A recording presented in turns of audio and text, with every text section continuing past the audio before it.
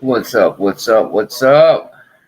It's a little early. I decided to just go ahead and turn it on just to let everybody know that I'll actually be running on time today. That's right. Mountain Mick Live is actually going to start at a normal time. I just wanted to share my friend Mr. Happy's comment on the top for everybody to know that Mr. Happy was the first one here. He dropped a comment before anybody. Thank you, Mr. Happy, for always supporting Mountain Mick. I love you, brother. It wouldn't be the same here without you. I appreciate all of your ongoing friendship and support, as always. Just got a message from my man Labs. It looks like Labs is going to be running a 9:30 live tonight, and definitely will be over there checking that out myself. Also, just got a message from my boy Skip. Skip. Skip's doing well. I'll try to have to remind him that we're doing a live so he doesn't miss out. Just checking the last couple messages I missed on my phone while I was setting everything up. Sweet. Mace Dog has got his challenge lock made for the giveaway for Western Massacre. That's what's up. Oh, Wild Billiam has got some new Medico cams. Very nice.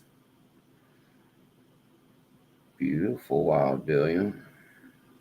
He's got that in the mail call in the dog pack. Woof! All my dogs out there. We are having a great time at the pack, guys. If you're not at the dog pack yet, you definitely need to get on over there. Is all I can tell you about that. We recently had a couple of new membership joining, all big name guys. Some of them are actually pretty secretive, don't hang out in the community as much guys that just like to pick. And I always like to try and approach some of those guys too. I'm not even going to use one's name right now, but there's a lot of introverts in our community, and Mountain Mick fully respects the introvert lifestyle that comes along with all of that. So some of our friends aren't quite as in the public eye as Mountain Mick, and there is nothing wrong with that. I'm just happy to be friends with them and have them on board with me, because you don't have to be a computer nut or a camera ham to be friends with Mountain Mick. If you just like to pick at your house and don't care if anybody else ever sees it, but you want to talk locks and stuff on the private chat DM, Mountain Mick is here for friends like that as well. I totally get it. And there's nothing wrong with keeping a little obscurity and privacy, guys.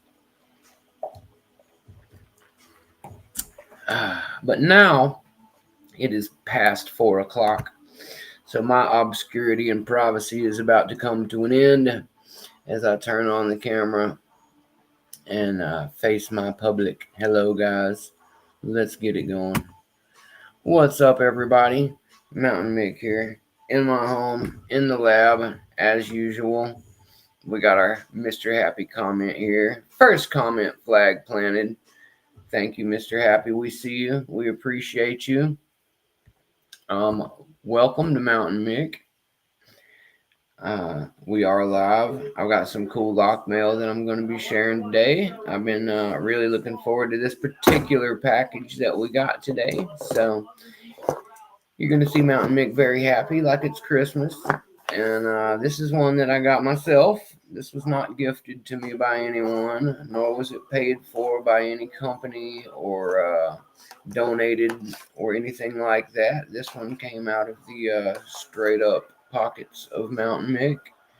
So we'll be sharing it and looking at it here in a minute. I'll be playing around with it for most of the episode, most likely. And I'll be getting right into that in just a moment. Just getting the show fired up, making sure all of my friends know that we're here. And look at me, I don't even have the chat on, so I have no idea which of you guys are here yet, other than Mr. Happy. because I was checking all my last minute stuff and now I'm behind. So let's run through there real quick and see who's made it in. Delbert, what's up? Locksport Click. Just enough time to say hi. That's okay, brother. I'm sorry if I missed you on my way through running my mouth at the beginning. Brett Sucks. Standard greetings, standard response, question about your health and the weather, and the family. Asking about the family general question as well. Rob Picks. What's up, Rob? Nice to see you here. Appreciate you coming to check out the show. Let's see who else. That's everybody I've got for right now. Mine is on a bit of a lag sometimes, so if there are more of you, I apologize. Basically, doing an earlier than usual show today, so there is no telling how many or few people we will have here, and that's okay too. I don't really do it for worrying too much about that. But I do try to make sure everybody who wants to come hang out during the live has their chance. So that's why I do things that I do. And drop a quick hello to a few people and let them know when I'm live. Mr. Happy, I usually let him know. Um, he's a longtime supporter, so I usually let him know via text whenever I'm going to go live. But he's probably known for days that this one was coming because he knows what's in this package, and most of you do as well. Yes, this is the Lockpickers Bench package I've been waiting for.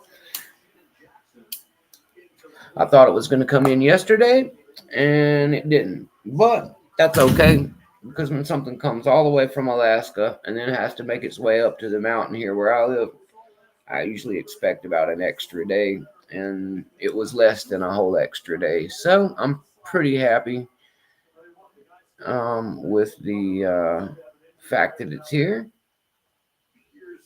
And we're going to get right into it. I was just messaging back Skip and letting him know we're live here. I was just letting you know, Skip, you're not bothering the show. I'm inviting you. Anywho. So, yes, guys, we got everything all fired up here. Let me get my chat pulled back up. There we go. All right, Locksport Click, thanks for coming by. Check out the stuff later if you like. Always welcome here, brother. Locksport is one of my Kakalaki boys. He's a North Carolina guy as well. So big love for him and all the things he's got going on.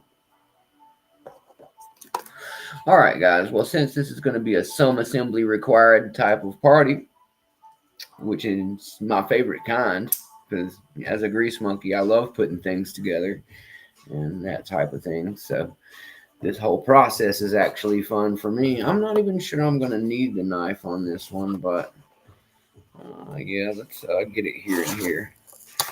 But this is my package from Lockpickers Bench. Let's I made a nice banner for them as well. So we'll go ahead and do a bit of a spoiler. We all know what's in this package. We know what Mick's been waiting for and what he uses Lockpickers Bench to do. There's no secret about it. So yes, this should be Mountain Mick's new set of MOKI flats to go with his already fantastic Gold Digger set. My Gold Digger set was a gift to me from Mustang, who many of you know as Lockpicking Professor, my fellow originator of the dog pack. Woof woof.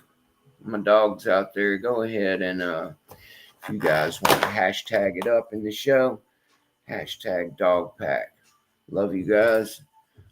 Dog pack is definitely in the house. Dog pack Locksport Nation is on the move. We've got our hashtag at Dogpack Locksport for all of our internet goodies. And there'll be some pictures of these Mokis later with that hashtag on them. So if you want to see some really cool shots of them, go to your Facebook, your silly other ones that I don't have, your Instagrams and TikToks and whatnot, put in the hashtag and it will bring you directly to where you can see all the pictures that myself and other people have posted uh, using the Dog Pack Lock Sport hashtag. That is what it's for. I can't believe I didn't get another sweet case like the one that the Gold Digger came in. That would have been cool. I really like the hard plastic shell cases for shipping, but this one was secure enough as it is against a piece of cardboard and was in a very sturdy box. So make no mistake, it was well handled and taken care of. I just really like the little plastic shells because I'm spoiled, guys. I have the shells from all of my purchases, and that's where I usually like to stick my MOKI Gold Digger set.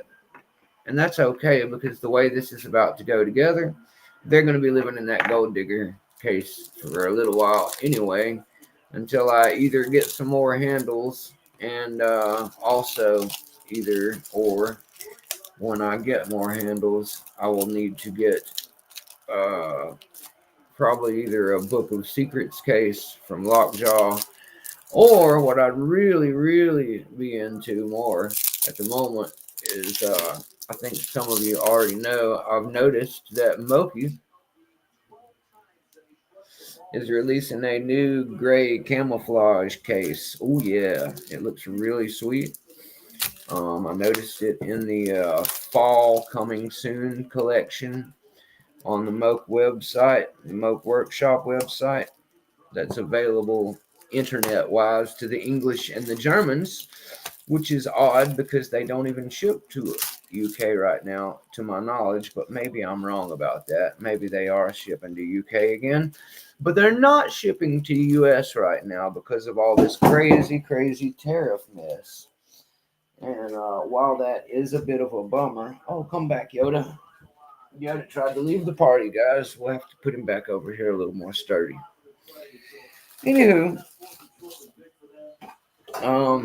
as I said, you cannot get these picks in America right now straight from Germany because of all the hassle with the tariffs and whatnot. But the clouds parted, and the good Lord said, "Let there be Mokis," and thanks to that prayer heard from all over the good states of the 50 of the U.S., one of those 50 states, Alaska, answered the call, and that is where my Mokis come from. Lockpickers Bench, Alaska, thank you guys for existing, for making it continually possible for a man to get himself some Moki picks, and for making it possible for me to get some more stuff from that region of the world. They also supply multi-pick, and I believe, if I'm not incorrect, I was told they also carry law tools, the Law Lock, Andrew Law tools. So that's really cool, guys. Those are like three of the most top shelf European modern pick makers of this era. And because of all of this nonsense with tariffs right now, the only good way for you to buy these picks in most cases is from our friends over at Lockpickers Bench. They make it really seamless and easy. I go to the website, it's on there just like it would be on any other website. I look at the Moki stuff. If it's out of stock, it's out of stock. But if it's not, then I just click order, and boom, it's on the way from Alaska. And within about, I think I ordered these on a Monday, so about 4 days total. You too can have yourself some of the finest picks known to man. These are MOK Workshop standard flats that I've ordered this time. The Gold Digger set, for anyone who is not aware, typically comes with the Extra, which are closer to a Jimmy Long's, they have a nice fat shank. Oops, dropped one on my keyboard. No matter, they're tough.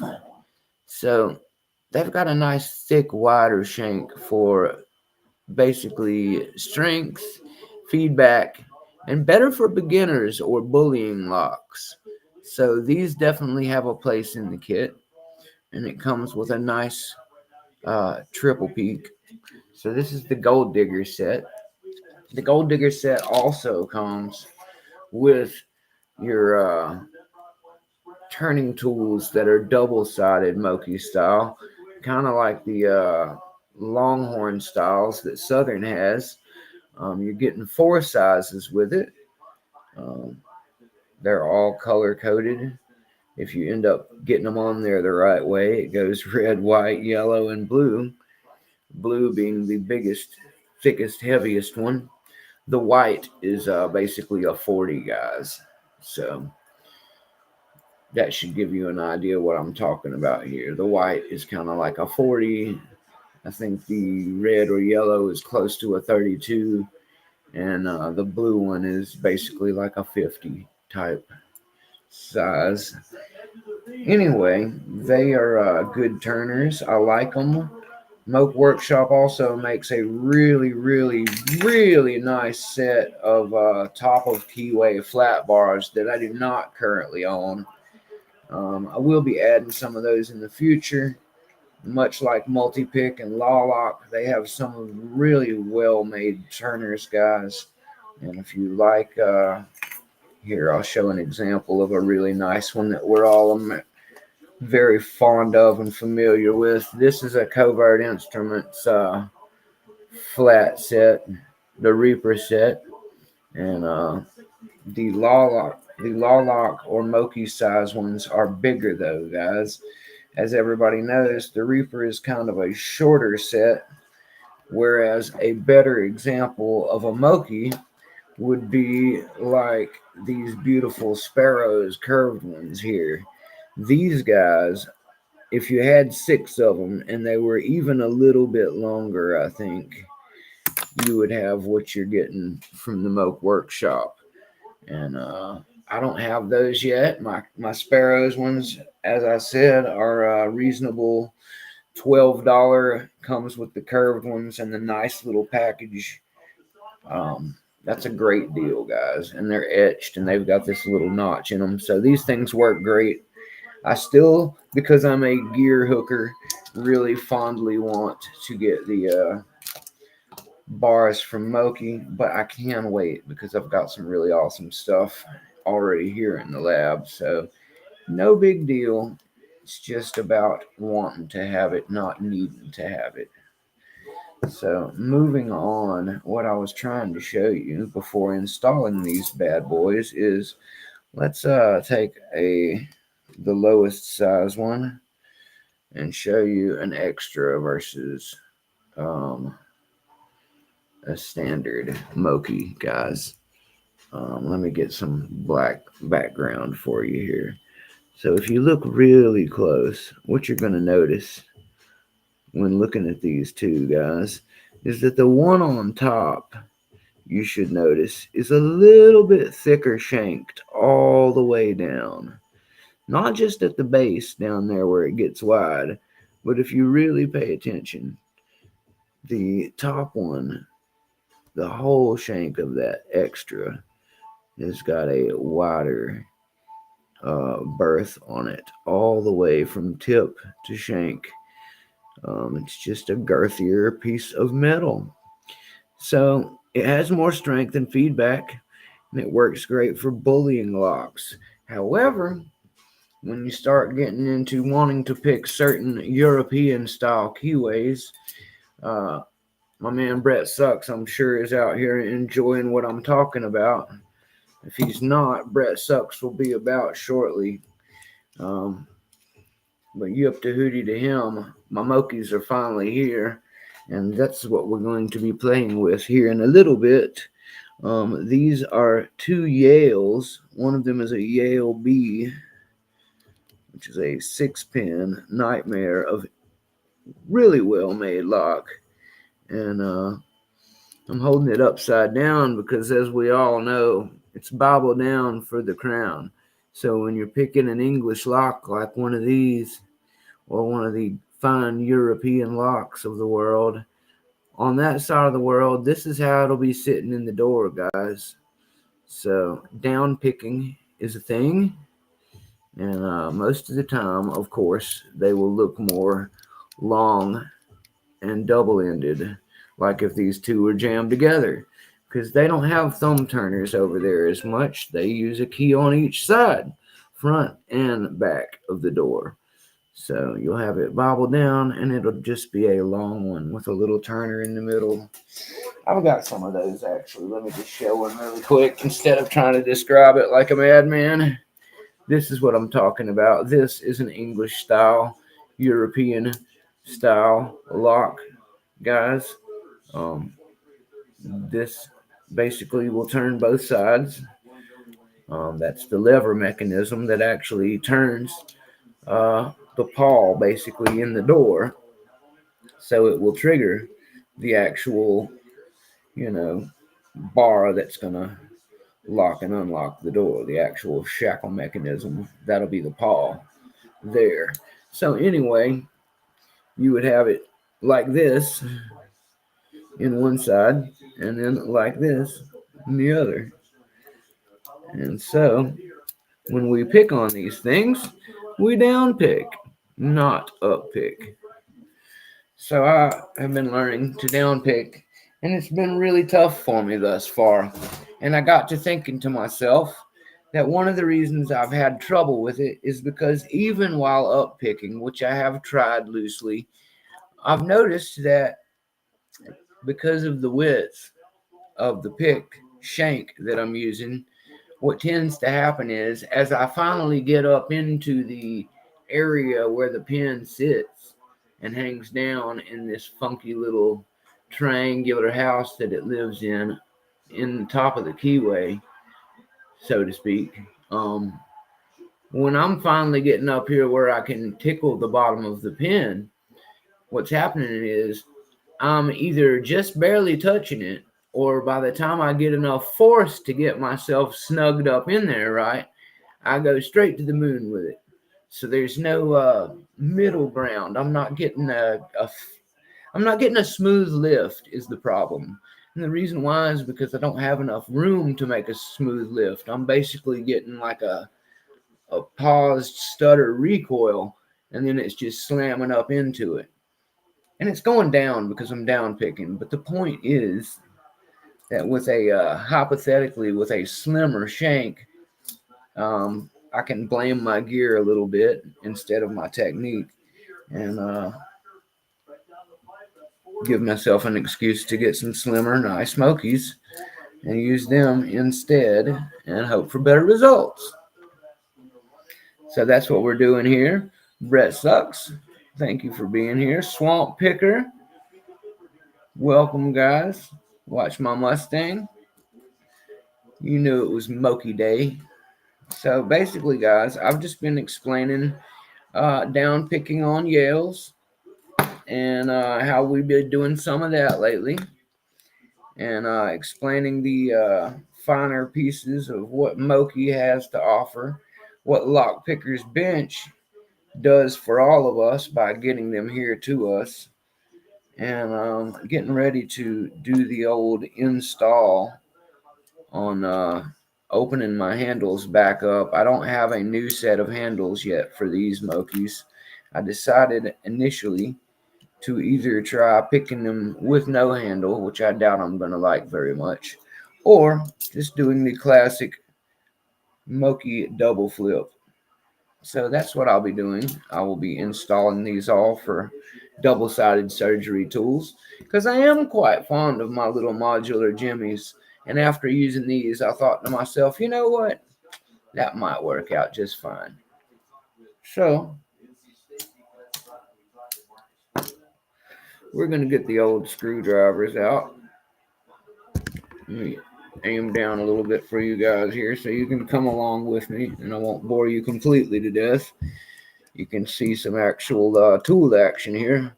But yeah, so that's basically what I'm trying to do here really quick, guys, is to get my MOKIs set back up. Um, where I can use, hopefully,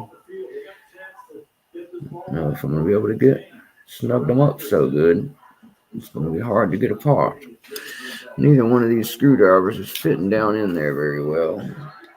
They put them on though, so I don't understand why. I may need a sharper screwdriver. That's so weird. There we go. Let's say I put these on with this screwdriver. How is it possible it's not fitting?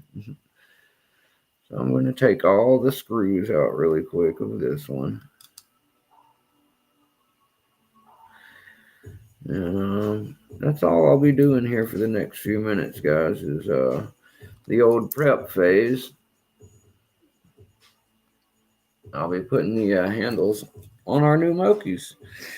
So again, let me put up the banner to say thank you to MOKI and Lockpickers Bench while I'm getting this done. And yes, I will naturally be doing some picking once I get these things put together. So this is basically a mail/hangout video. I thought we would all hang out for a little bit. And I've got word of a few other lives going on tonight. I believe my man Labs is supposed to go live tonight, sometime around 9:30, I believe. And I don't know what else the community's got going on just at the moment, but if you guys know about something, feel free in the chat to go ahead and tell everybody about it, or drop a link, have one of my mods drop a link. We're all about sharing here, so go right ahead, and if you have anything you want to tell the group about or promote shamelessly, your own contest, someone else's contest, anything like that, you know, as they generally say, talk amongst yourselves, that sort of thing. And yeah, go ahead, guys. Drop whatever little tips and tricks and love and shout outs you have for each other.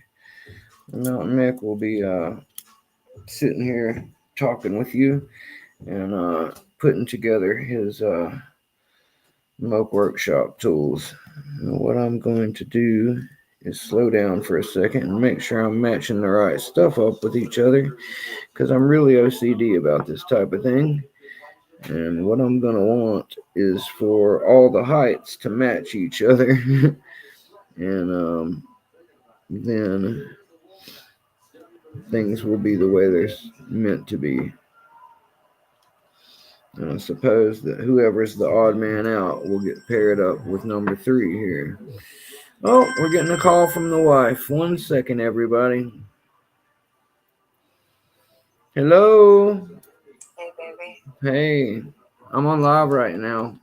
You are call me when you're done.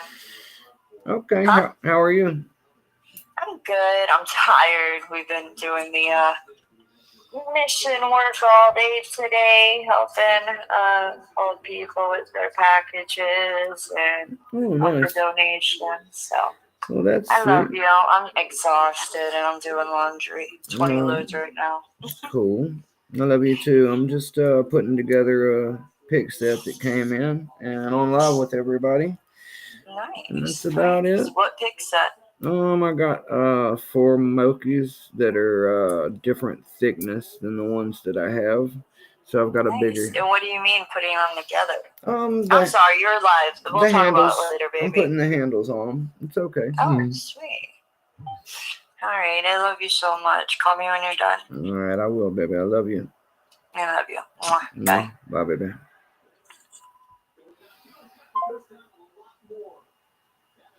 All right, guys. Sorry about that. When the wife calls, everything else stops. That's just how it works. So I've got them all matched up now in height. It looks like the tallest of them will be married to the my deep will be married to my triple, because I would like all my other depths to match up. So my low, medium, and then next one up, I think I've got them all married with each other correctly. There is 4 depths of the flat, whereas you only get the 1, 2, 3 with the extras, I think. So I'm trying to make sure I get those matched up. I think I might even have 2 of them backwards. Is that the lowest? And then that the next one up. And then that one. Yep. And then, oh, wait a second.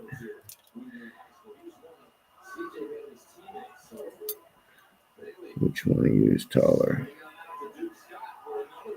One of you is taller than the other.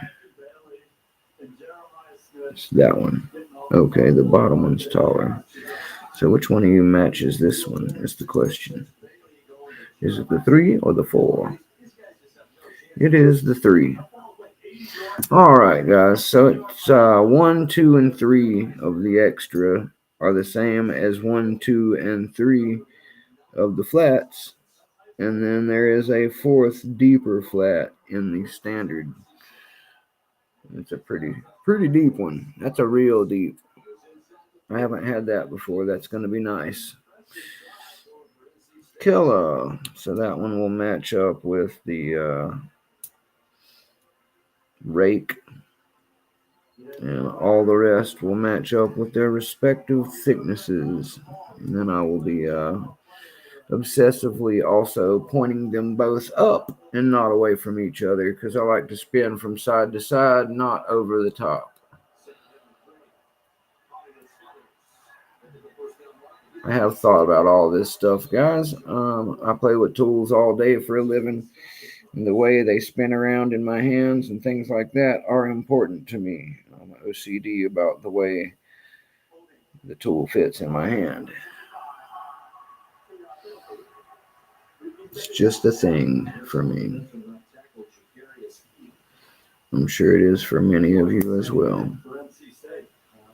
Let's make sure my lettering are all facing the same direction, as they should be.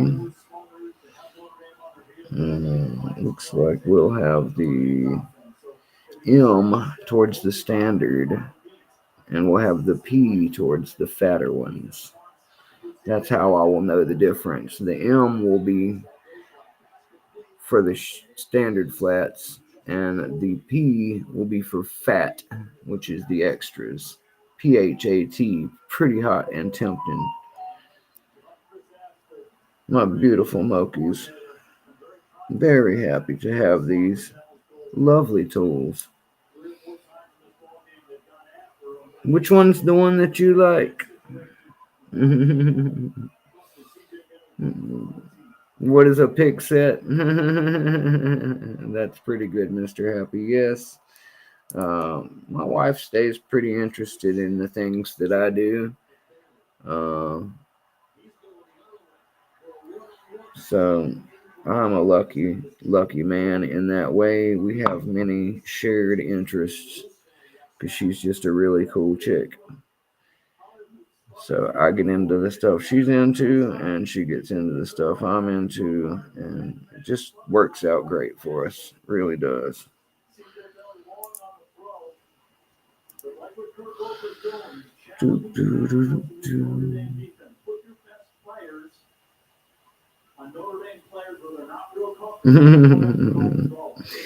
Yeah, I can understand that too, Mr. Happy. It does take an extreme amount of patience to continue picking on a lock that just won't open. And that's one of the reasons I find it so therapeutic, because I'm basically stressing my mind over and over, and furthering the mental capacity of patience and threshold that I have, and it helps me in day-to-day life, because it's almost like anger management for me. Um, or really more of a form of meditation and just full-on mental management. You have to be better at telling when you're at your top stress level and it's time to take a break. It's really about knowing yourself. A lot of it just comes from knowing yourself and being able to tell, hey, I need to stop and eat a snack, or hey, I need to take a break, my hands hurt, or hey, I'm just mentally in anguish right now, I need to come back at this problem later, maybe even try a different lock will make me feel better. Hey, Zoe the cat. Meow wolf. Hello, Rob again. Your wife must be related to his wife. That's funny.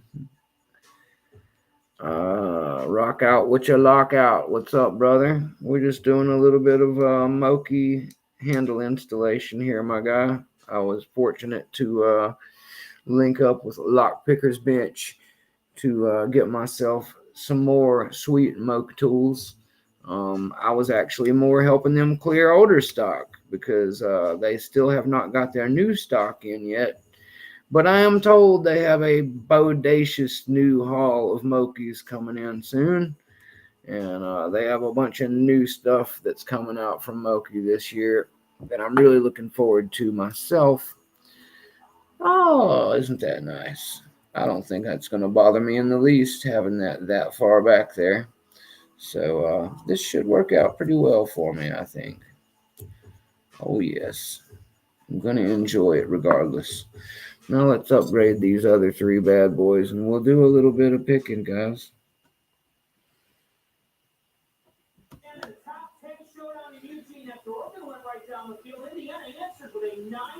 Yeah, that's true, Brett Sucks. You can always elastic band the turner to where it's not going to let go of the constant tension and go take yourself a nice pause for the cause, is what I like to call it, Brett. I took a little pause for the cause before coming here today. It's always nice to take a quick pause for the cause, Brett.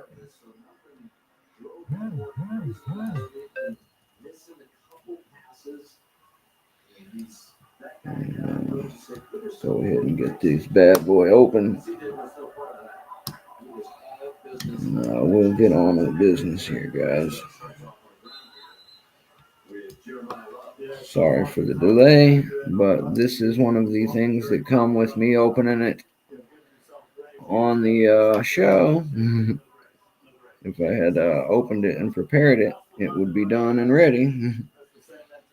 But that is not possible when I unwrap it literally in front of you at the beginning of the show.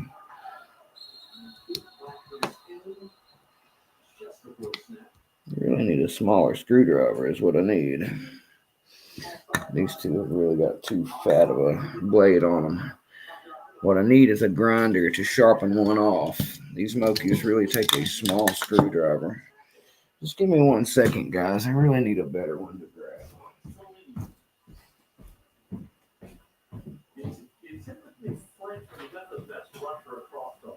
So Key and Sloan lined up over there, and all of a sudden that wants to get out of the stand, take a little quicker than he should. Took him down to 10. So Gary Price, previous series, going to let back in there. All right. Sorry about that, guys. Mick usually has a screwdriver pretty close by. That's much better. Sorry, guys. I'm a mechanic. I like using the right tools for the job, and these massive screwdrivers here have not been sharpened by me personally yet. It is a new set that I got from Harbor Freight, and while they are more designed for fatter size, bigger screws, I usually sharpen them down to a blade point, kind of like this one, so that no matter what I'm working on, they will still fit. Somebody wanted to leave them thicker and healthier when they made them in the shop at Quinn, I suppose. So they work just fine, but not nearly as well as my magnetic pocket screwdriver, which is a very multi-purpose tool I recommend everyone have. especially mechanics. If you don't have a magnet on one end, pocket prodder, poker, flathead screwdriver, I don't know what you're doing with your life, but this is one of the greatest little do-it-all tools you could have. Look how strong the magnet is. It'll pick up my knife, guys. Telling you, gotta have one of these things. Anyway, let's see. Was it this one that goes with this guy? Yeah, that's the right pair. Make sure these are wiped off. Stick them back together. Make sure that the M is facing the skinny side.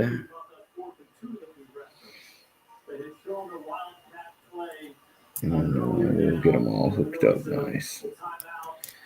Yep, M and M on the skinny side, P on the fat extra side. That is what we want. That is what we want. M for MOKI, P for fat. Pretty hot and temp, and I like them thick, guys. But these Euro locks don't like them thick the way I do. So it was necessary to spread out and get some other stuff. That's right, guys. A spliff break heals all. It really will, Rob. There's nothing like a nice, quick pause for the cause. And for any of you guys that enjoy taking a pause for the cause, Mountain Mick will soon, as he gets back to Florida, be starting up his Cannabis Kitchen series. I like to make edibles and extract and many things of that nature myself, all under prescription and medically legal, of course. But when I get back to the great state of West Palm Beach, Florida, I will show you guys what Mountain Mick can do in a kitchen full of goodies. Yes, sir. So anybody who's interested in that, let me know. You can come check out Mountain Mick's Pause for the Cause channel. Does Lockpicker's bench deliver to Canada? I would imagine that they do, not my shoes, because they're in Alaska. So it'd be kind of weird for them to bring it all over here, but not to you guys. However, with my idiotic government, there's no telling what the duties and stuff will be on you guys for that. And that is why Uncle Sparrows is wise to have a Chicago and Quebec location, or maybe it's Ontario. No, Toronto. Anyway, the point is, Uncle Sparrows is wise enough to have a location on both sides of the border for times just like these. So I know that you can't get Mokis from Uncle Sparrows, and for that I apologize, but you can get the best gutting and everyday carry stuff known to man, and I'm a big fan of their stuff, as you all know. Uncle Sparrows has been good to Mountain Mick in that we are friends, and they talk to me, and will hopefully be getting a tattoo on my neck as soon as possible. I'm currently working with them to get all my paperwork in line for a passport they want me to get. So I'm excited about that. We'll see where that goes, guys. But as for right now, I am still just plain old Mountain Mick. And Mountain Mick's lab itself is owned by Mountain Mick, ran by Mountain Mick, directed, CEO'd, and CFO'd, Chief Financial Operated Mountain Mick. So until somebody starts paying Mountain Mick a check or has him sign some sort of contract, Mountain Mick will continue to be the way you see him now, which is fully supportive of companies he loves, like MOKI and Sparrows and Lockpicker's Bench and Jimmy Long's and 44 Delta. And as long as I can enjoy all four of those and a little bit of covert on the side, because I'm a big fan of the Reaper set. There's some other stuff they make that I could live with, but honestly, I do love my Reaper set. There's no denying a really good set of turners and uh, flat hooks together in a decent package is something I do love. And anyway, but yeah, I started out with the hooker set, SSDs, and a monkey paw, guys. That was the very first picks I ever had. And at the end of the day, this is still pick numero uno that I reach for. I love my Mokis, but don't let me confuse you. When Mountain Mick reaches for his whole set of all his tools, this is still the first pick he puts in every lock. It's just a regular standard Sparrows, flat hook, short. This is what I like to use to start out with, guys, because it's what I started learning on, and I've probably picked more with that one pick right there than all these other picks. That's the truth. However, being a big ham-handed monster who likes really fine quality German picks, these Mokis here, for my money, are top of the line stuff, and I would be remiss in any conversation about excellence if I didn't bring out the patron saint of lock sport and lock picking everywhere, my man, the American hero, Jimmy Longs. Let's not act like Jimmy Longs isn't the bomb diggity, guys. So, yeah, Jimmy, we love you. We love you, Jimmy.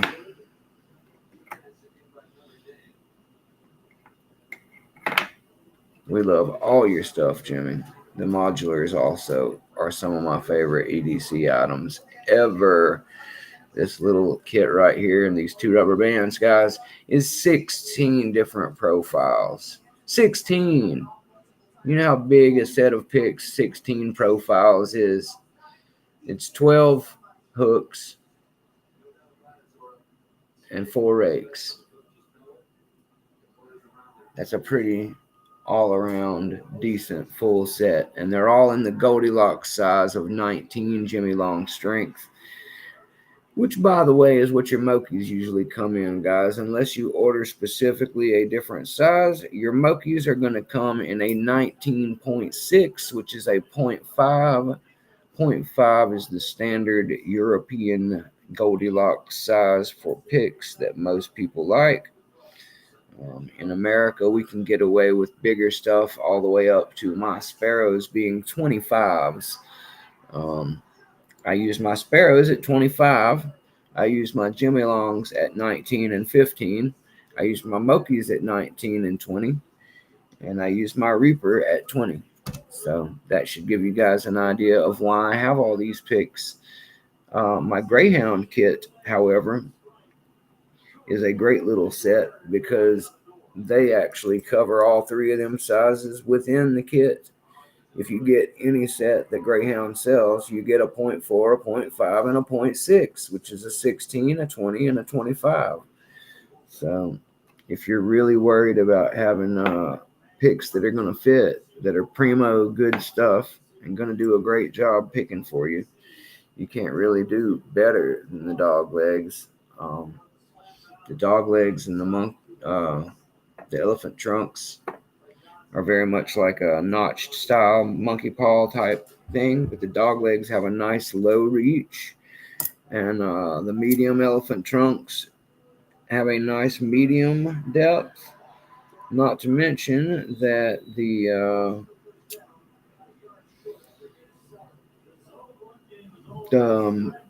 deep elephant, apparently, I didn't know till today, it looks like they've got a deep elephant trunk, and they have a deep dog leg. I know the deep dog leg combined with the medium trunk combined with the regular or heavy dog legs will give you a 9-pack of perfectly 3 depth 3 width picks, which is a perfect kit as far as I'm concerned. Having 3, a standard, medium, and deep, and having all 3 sizes, 15 or 16, a 19 or 20, and then a 25. That's the business, guys. Like, there's no better setup than that for me. That's really the way to go.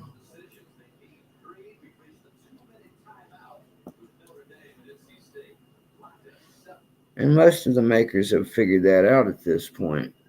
It's very common to see that most of them make their main set in a 20 or a 19, and they also offer something a little fatter, like a 23 to a 24, 25, and then for really exquisite picking, they will offer a 15 or a 16.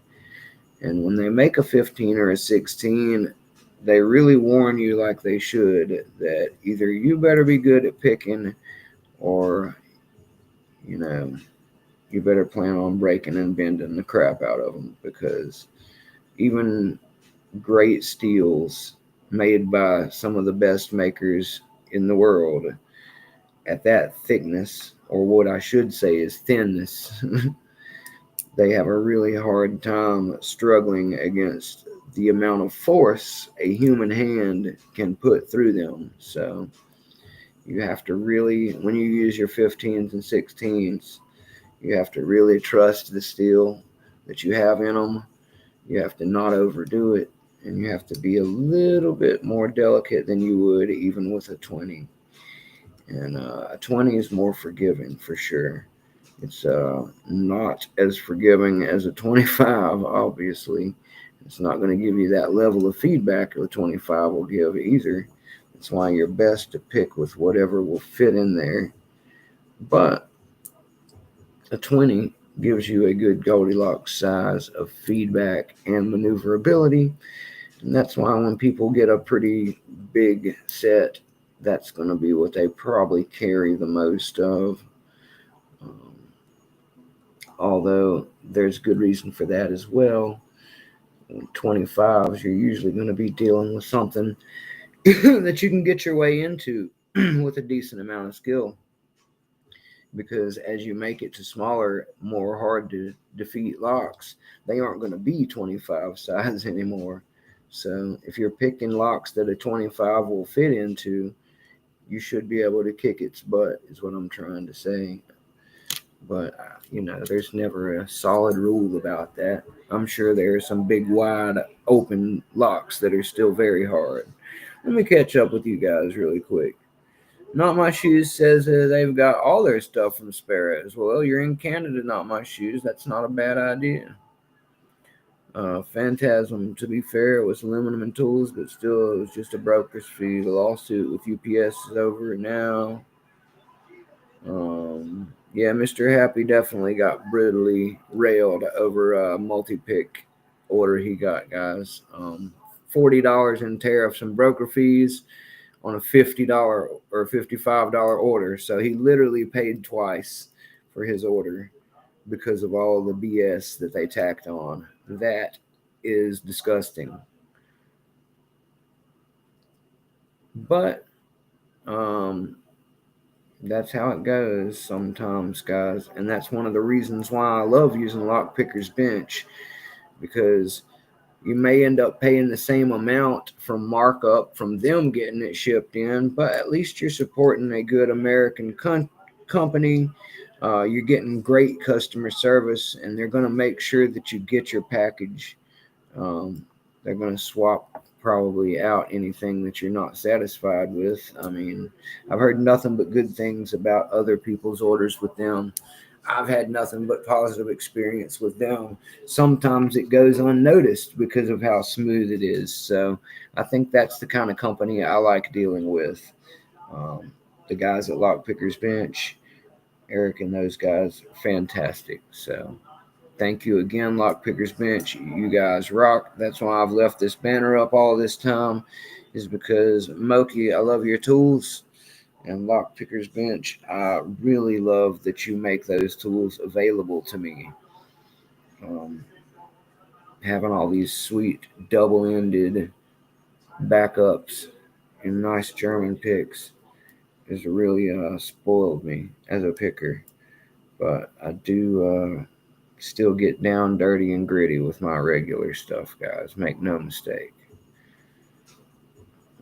My Mokis are not for all the time. They're for a good time.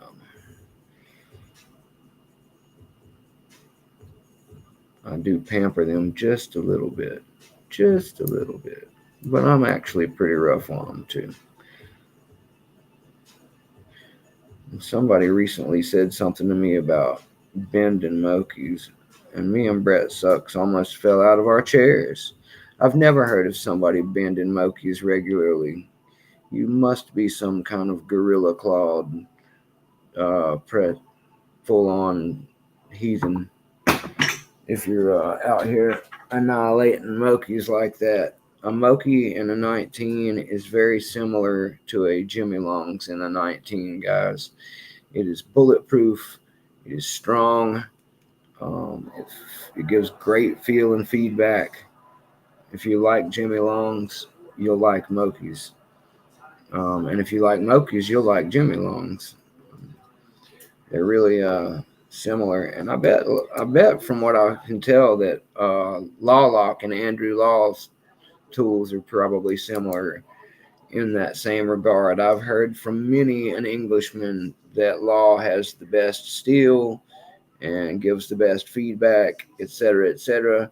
So it sounds to me like colloquially, Andrew must be the Moki or the Jimmy Longs of his area. So I'm just happy to live in an era where we have all these fantastic makers, guys. All this didn't exist that long back, you know. You either got a pack of Southards or some Sparrows, or some Petersons were the expensive ones, and multi-pick still existed back then, and that was about it, guys.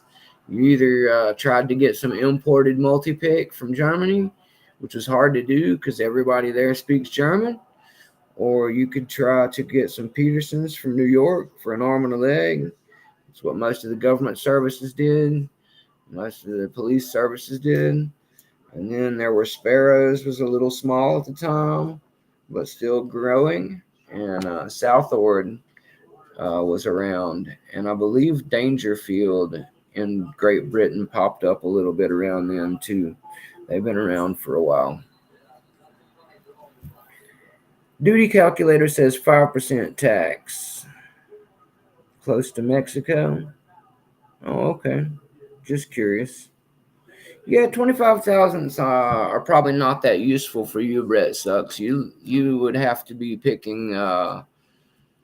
You'd have to be picking on, say, padlocks like Master Locks, American padlocks like the S1100 or the A1100, or you would have to be picking on pack locks, you know, like a 98 Pro or something to that effect. If you weren't picking stuff like that, Brett Sucks, I would say that you would never miss having a 25 in your collection. It's only really for American style locks. It does a great job because of its size with feedback and strength. When picking on something like a Master Lock number 3, it surely excels. Most things do, though. I'm just saying, if you want to bully a lock with a Sparrow's standard flat, I can't think of a way that I could get it open easier, other than maybe my mace kit that also comes from Sparrows. I mean, the maces and the standard flat for most low level white belt, orange belts, all the way up to it'll absolutely slay that stuff, guys. Absolutely will slay that stuff. It's like not even a challenge at times. If I'm honest, it's almost disappointing how easy it is. Sorry, guys, I'm having a little trouble getting the right wrench out. One of my wrenches is in the wrong spot, and that really confused me. Let's get it going for the day with a Sparrow's hook.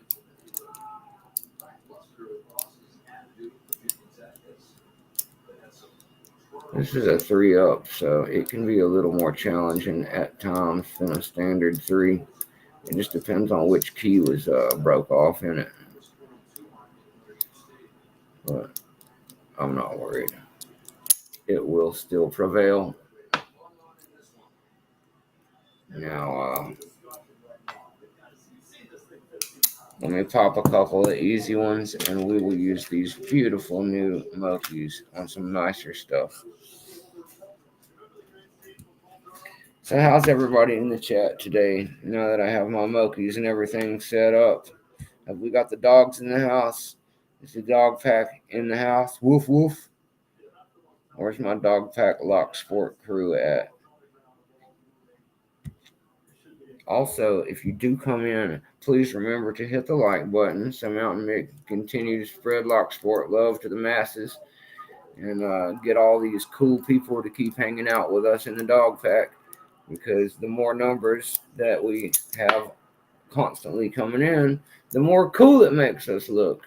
So it really is just a strength in numbers appeal type thing, guys.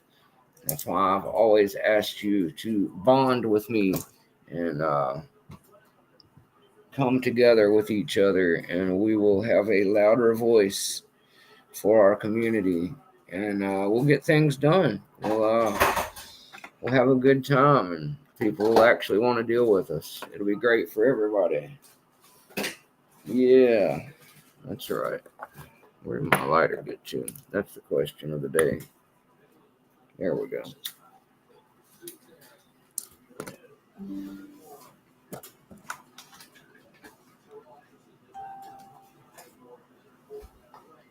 Wolves and barks.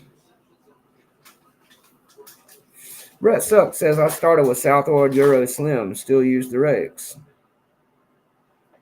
Yeah, I have some Southards, but I'm not sure if they're the ones you're talking about or not. They are some pretty nice ones. They were sent to me by Troy recently.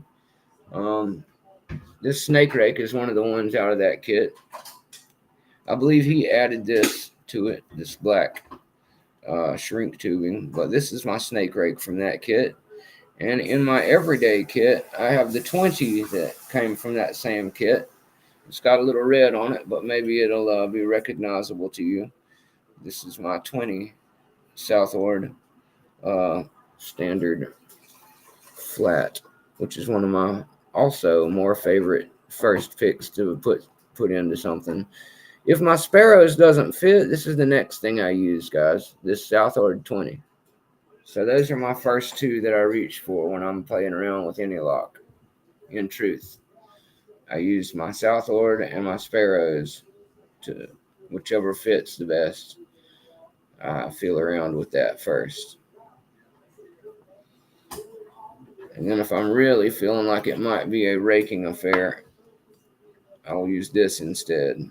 This is my Sparrows half diamond. It's also in my everyday carry. It sits right behind the 20 Southward. And between just these two, most low-level things I would ever run into, I could handle with just these two. No problem. No problem. There's a McTickler that sits right beside them as well. So I'm trying to tell you, my EDC kit is small but very efficient. Those three will really knock some locks down, guys. And I've still got a FNG set in there as well. That FNG Quint is one of my favorite rakes for overcoming locks. This is a great little rake, guys. It really does put in some work.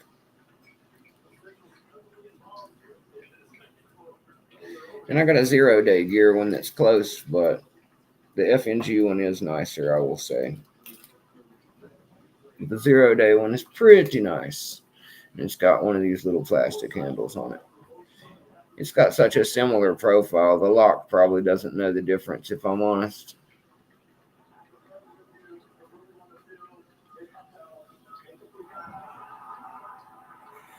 Yeah, exactly, Brett. These are the American style ones. They make them stronger for us heathens out here. But one of the reasons why isn't just because we are hard on materials. it's equally as much because the locks that we use are heavier springs and heavier pins. Um, for example, if you look at, say, an Abus 7240 compared to an American 1100, there's a massive difference in what type of lock you're dealing with there. As far as pins and uh, how much bullying you're going to be able to do versus how much light you need to use. Um, can be a big difference, is all I'm saying. All right, I'm just double checking my MOKIs to make sure I got all the M's facing the right way and got everybody turned the right way and all that good stuff. I appear to have done a proper job. I've got the fat boys on the P, which is fat, PHAT, pretty hot and tempting. And then I've got the standard MOKIs where the M that says Moke from Moke Workshop is, because I figured that makes the most sense. It does to me. Anyway, now I've got a beautiful set, as you can see. Ooh, let me bring you guys over to look at it. There you go. Look at that. Let me move this snake rake out of the way. Sorry, Southward Snake Rake. You can come hang out over here in the VIP section. But yeah, these guys are some really, really top of the line picks, as you already know. I've bonded the regulars with each other on each one. It goes up from low to medium, or low to short to medium to deep. And there's 4 depths, 1, 2, 3, and 4 of the standard mokes. And then, of course, on the gold digger side, we've got 1, we've got 2, and we've got 3, but not the deep. And then, since it's a pretty deep medium anyway, guys. And then instead of a 4th, it has the rake. Oh, damn it, I got the rake upside down. I knew I missed something. That's what it was. The rake is upside down. It should be turned the other way. Always something, always something. Well, I'll have to fix that really quick because I'm OCD and it'll drive me nuts having it the wrong way. Hey, Cheese Grits. What's up, brother? We're sitting here playing with Mick's new MOKIs, trying to make sure I've got everything put together the right way, which I did not. I made one mistake. I flipped over the last rake at the last moment because I was so ready to get into it. Where did I put that pocket screwdriver?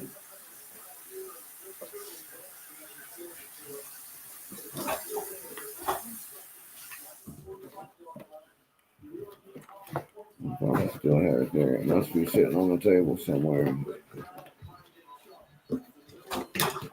There's the regular screwdrivers. Did I toss them in one of the boxes? Maybe I did. I don't know.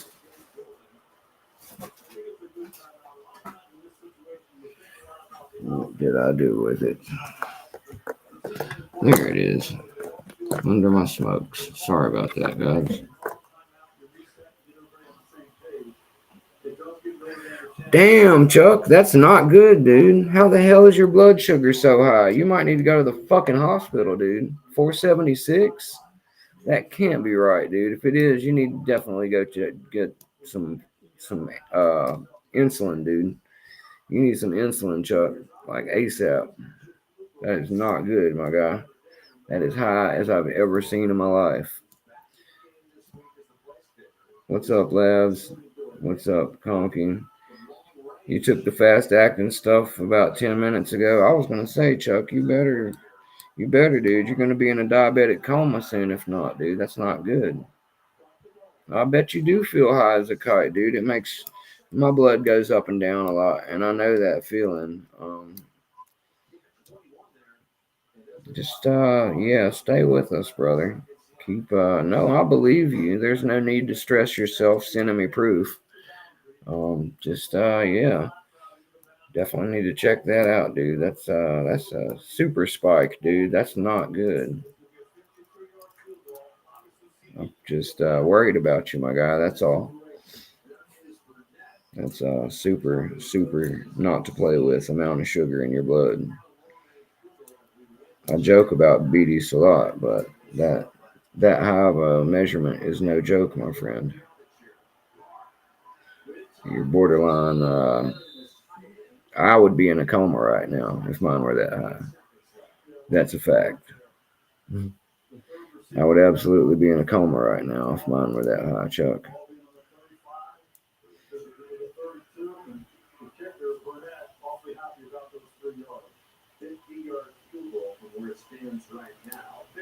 All right, Phantasm working on dimples. That's what's up. What's up, GQ man? Thanks for dropping by, brother. We're just hanging out. I'm putting my MOKIs together. I'm getting ready to do some picking with these MOKIs, actually. Getting ready to do a little picking with my new MOKIs. I'm hanging out with the crew. It's Saturday. Got a little bit of college football on. And slept in. Talked to the wife on live for a minute. Got to call her back when I get done. She's on a road trip to Kentucky with her family right now, so she's getting to see all this beautiful countryside. And just last night, guys, she passed through North Carolina on her way by, and I wish I had had a way to go see her because that's the closest me and her have been to each other in the last year. In the last year, the closest me and her have been to each other was when she just passed by last night, probably about an hour and a half, 2 hours away on the highway. Now, she wasn't actually in North Carolina very long, but just knowing my wife was that close was bittersweet. But I'll be back down there to see her very soon, so it's all right. I would have them pick me up, but her mom is driving and they have a multitude of kids with them, so there's literally not even room to strap me to the roof. Otherwise, they would be picking me up on the way by. But yeah, that's not going to work out. There's no room for Craig, and that's all right. Mick will make his way all alone very shortly behind. But that's all right. All right, I got this thing back together, guys. Let's give this thing a shot. I had this set up the other day. I was picking around on it. I want to see if I can pick it with one of the new ones. So we're going to do a little bit of vice picking here. I'll try to put it where you guys can see it good. And I will also be trying to do, I don't know, maybe one of the Yales or something here in a second. Since we got us a nice set of more Euro style MOKIs, I will give one of these Euros another shot while we're at it. But first, I'm going to see if I can pick any of the stuff I've got just sitting here. So we'll start with this little lock here.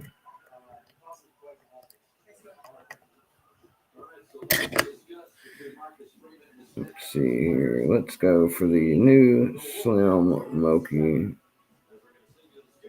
Smallest one of all. I'm trying to get you guys set up where I can see the chat while I'm picking.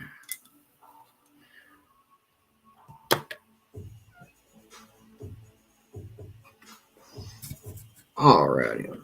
There we go. Oh, I grabbed the big one.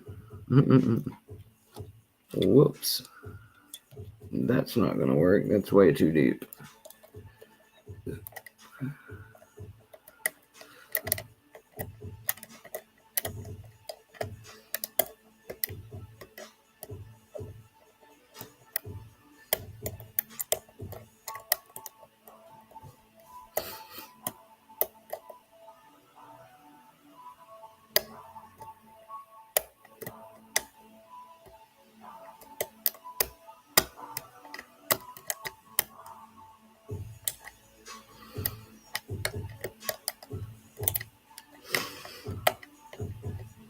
That's what she said.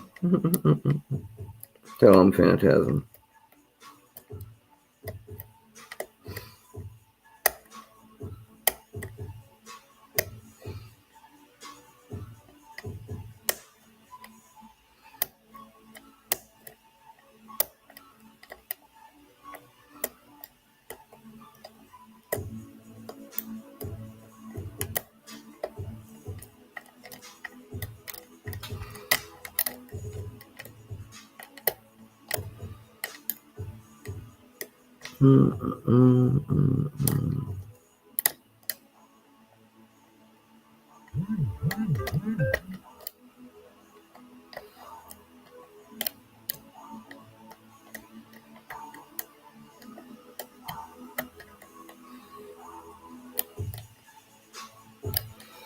Yeah, I'm still warming up for the day, guys. I'm feeling a little bit rusty. Plus, these are new picks, but we'll find our way. Just have to be a little patient with Mick today. Yes, Nico. Will someone tell Nico that Mountain Mick is live and did get his MOKIs? Anybody? Would you please tell Nico we're live over here and to drop on in? He just texted me, and I have both my hands tied up at the moment, so I cannot respond. Nico, if you're out there, come to the Mountain Mick Show. Come to me, Mountain Mick Show. We're waiting for you.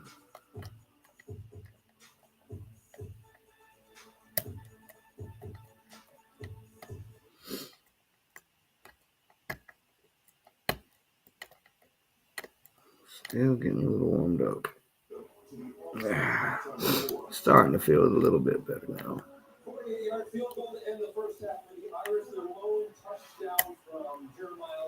474, that's still pretty bad, Chuck. Mine never goes over 2. That's pretty bad as it is. I'm a smaller guy. Okay, Chuck. Yeah, let me check that out. Oh, come on, little lock. Why are you playing this way with me? I may have to go top of keyway if it keeps doing this, guys. Or maybe get in it all the way bottom of keyway. It's probably half the problem. I always forget, and then I don't have good control of the lock. You want to have more contact with it if you can, guys. Because the whole point of going bottom of the keyway is being able to put it all the way through, not just tickle the front. Otherwise, I'd have just been in top of keyway.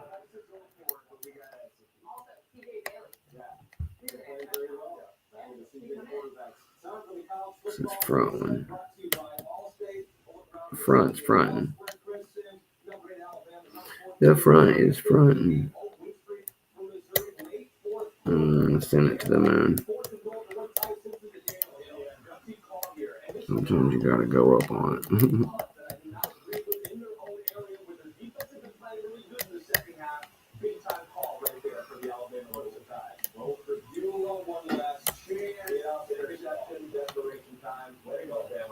Number 7, Indiana. Number 3, Oregon. Again, in practice, 2 great quarterbacks. Fernando Mendoza, Dante Moore. Here's more of Malik Benson for OU. I mean, this is what's dangerous about Oregon. Once they get behind the coverage, they can do the explosive play. Sorry for the delay, guys. Mountain Mick's not always a great picker. I picked this one last night pretty good, but I wasn't using a brand new pick, and I had been picking for a couple hours. Things change, man. Things change.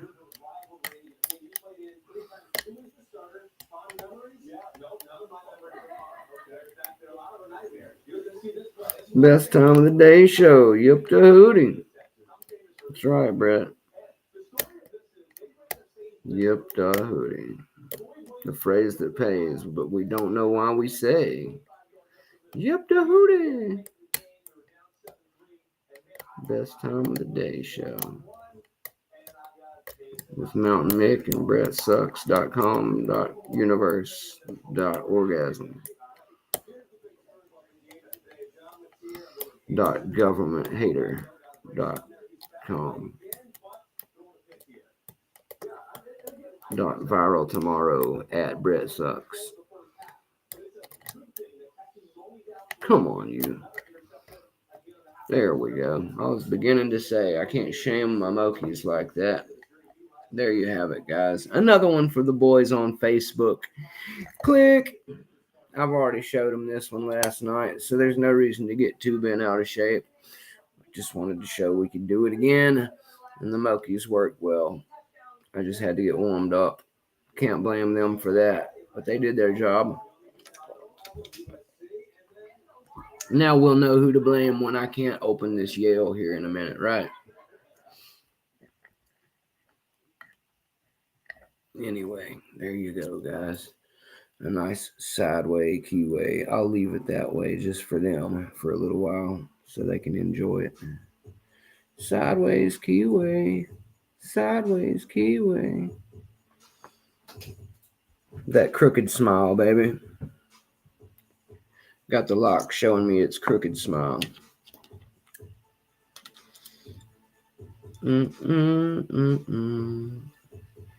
I do like the slimness on these guys. This is the standard side, and then this is the extra. It's definitely almost double as meaty.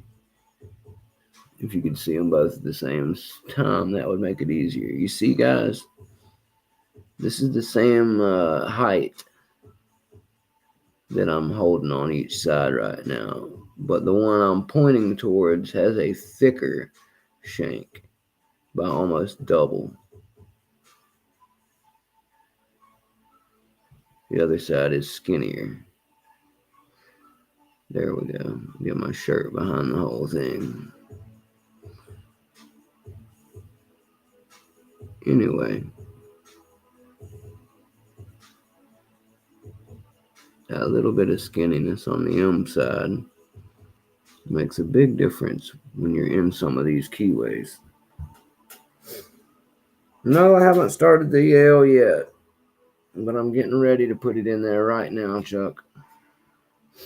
Stay with us, Chuck. Stay with us. I'm worried about you, my guy. Stay with us. So here's our Yale. This is not the Yale B that Mr. Happy is picking that he sent me. This is a slightly easier, hopefully, one. This is a 5-pin version. So I'm going to give it a shot, since I'll be picking down for the crown as it is. Yep, the hootie. And yeah, I thought I would do a little English picking today from my man Brett Sucks. He's a big supporter of MOKI addiction as well. I know that my man Brett Sucks loves his Mokis the way I love my Mokis. So it's just one more thing that we as rebels have in common with each other. And big shout out to my man Brett Sucks. He is a real rock and roller. I got love for that guy. If you don't know him, I don't know what you're doing. He's a top man, gentlemen. Top man. Now, let's see if I can get this skinny MOKI to do this Yale a little more justice. Oh, Mr. Happy, I haven't got my screw slots lined up with each other. You'll have to ignore that. They're not brass either. I know that we recently talked about our brass man affair and how having some brass on these greens would look really cool, if you ask me, Mr. Happy. I do agree with you, though, that with the black, it would look stunning, black and gold. That would look like a real championship MOKI pick for sure. I'm going to go to the bottom of keyway on this one and try to down pick like a good old Englishman. We'll see if I can do any damage here with a proper skinny pick. But yes, Mr. Happy, please overlook the non-lined up slots on my tightener screws, my fasteners for my handles.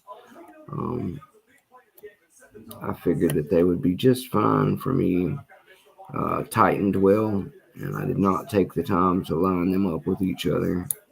I was doing it for video purposes. Maybe I'll go back and address that later. That's all you can see. I hear that, Mr. Happy. You'll have to ignore it, Mr. Happy. Look upon the lock, or the beautiful gleam coming from that good German steel. Look at the beautiful gleam coming from that German steel, Mr. Happy. That's what you should be focused on. Isn't it shiny? Isn't it shiny? Yeah, that's cool, yeah. I think it's very shiny and cool, yeah. I certainly do.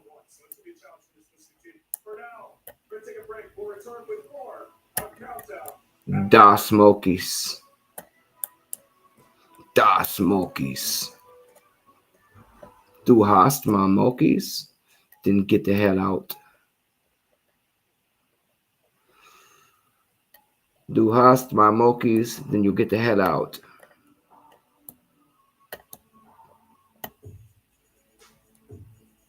Just don't look, Mr. Happy. Just don't look. There's no feng shui here, Brett. No feng shui at all. The screws are also German steel, Mr. Happy. That's true, but they're not German brass. So that's the reason that they're installed like a heathen, because I felt no need to line them up like a gentleman when it's already steel. Steel is crude, Mr. Happy. No need to be fancy with the steel. I just want them to be able to come off quickly when I get my brass ones. That's all it's for, sir. Just ease of removal. Snake! We got a snake in the house, guys. Watch your feet. Please don't tread on the snake. The snake will bite back. Welcome, snake. We're doing a little recreational Yale picking with a new set of MOKI flats. Standard flats, not the extras that are on the other sides. Oh no, I've got the gold digger and the regulars now. Does the double siding make them feel too long? It doesn't, Chuck. I really don't even notice it back there, if I'm honest. I thought the same thing, honestly, Chuck. I was worried about it, but with my Jimmy modulars, the Jimmy modulars feel more comfortable because of that back one giving you a little support. And with the MOKI ones, I find that the handle is already so supple and strong and supportive of everything in its business that I don't even notice the back one back there, if I'm honest, Chuck. It's almost like it doesn't exist until I decide to flip it around. It's a beautiful thing. I will be getting some handles in the future, though, Chuck, so don't you worry.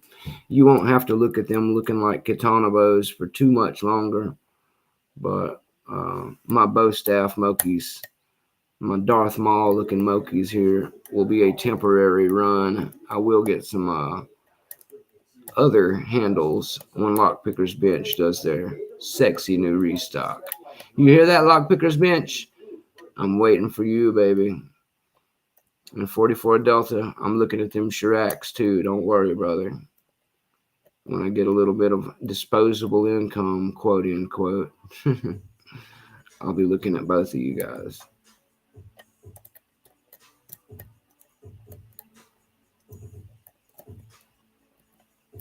I still just don't feel like I'm getting the tension I need here, guys. It's not that I'm not interacting with the pins properly. I'm just not liking the way it's setting it. I need it to have a little more grab, if you know what I mean. There's no, there we go. I needed a little bit more shelf to work with. Didn't feel like I was getting any type of setting going on. And that might be because I overset something so early that it just never came about. That's also a possibility. But I feel a lot more now, so that will help.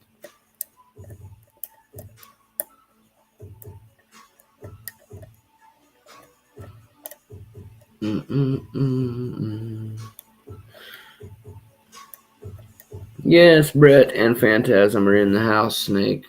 We've got a legendary list of homies hanging out today. Everybody comes out when you break out some new fresh Mokis, my brother. All your friends want to come see your new Mokis. This thing wants to go down into medium, like down in the middle of the keyway. I'm not digging that. Give me a moment to readjust, gentlemen. I'm just not digging what we're working with here.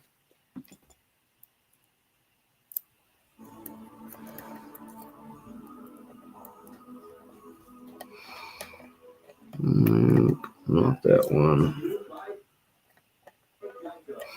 Oh, yes. There we go. That's a little more like it. That's a bit more like it. Nice and snug. Out of the way. That should give us what we need. Yeah? Yeah. Much better.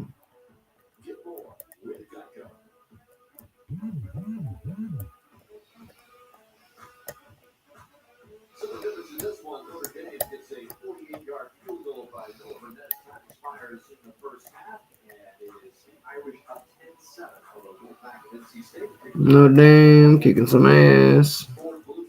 Go Notre Dame kicking some ass.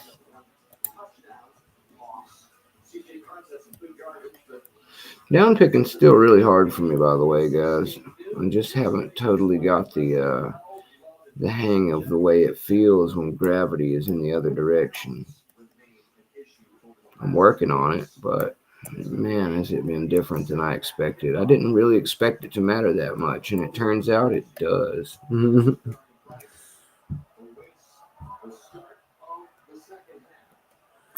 Oh, yes, exactly, Snake. Welcoming a new pack of Mokis is exactly like that. I was pacing the floor like an expecting father the entire time I was waiting on the mailman, Snake. Even last night, I almost missed sleeping. I was pacing back and forth like it could happen anytime. This bundle of joy is about to enter my life. Am I really ready for this level of dedication and commitment? But I will make sure I'm worthy, Snake. I will make sure of it. And I'm glad that all my friends could be here to share in this momentous occasion.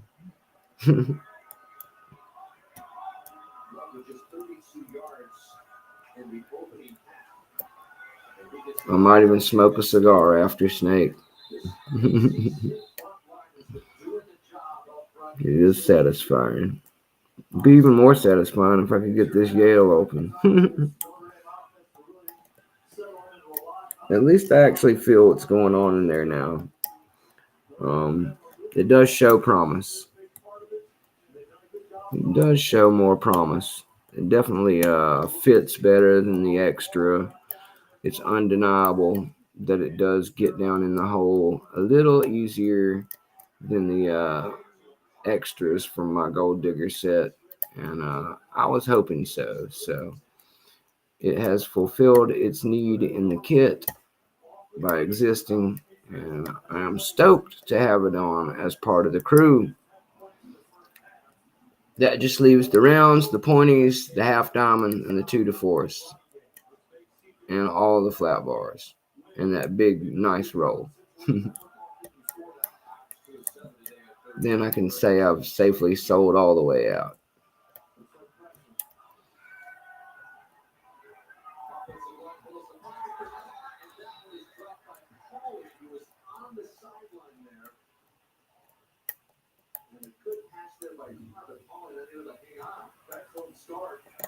By his NC State defense.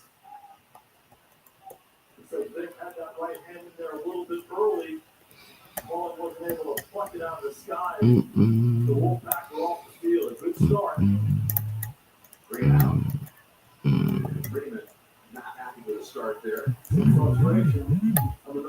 Oh, I had one overset. That was the problem. I just dropped one back down, guys. My bad.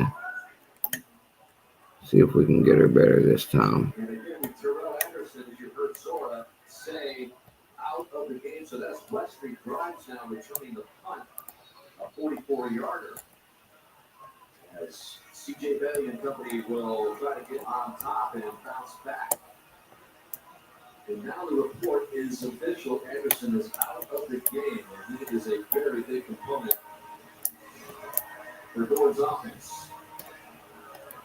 He sure is. He had 3 catches and a touchdown in the first half. It's that one up front that likes to play around on these yells, guys.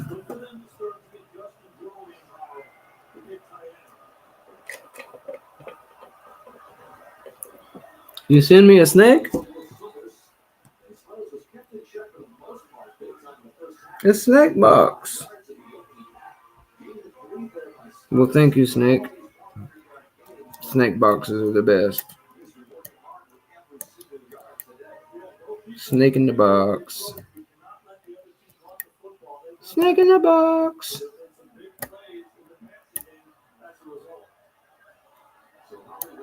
Snake in the box. That's better than the old Valentine's Day trick, isn't it? The D in a box. You guys remember that one? With Justin Timberlake. The D in a box. That one was hilarious. The D in a box. And they're rolling. Watching that one, guys. Snake sends me a snake in the box. Snake. Snake. Rock'em sock'em. Go, go.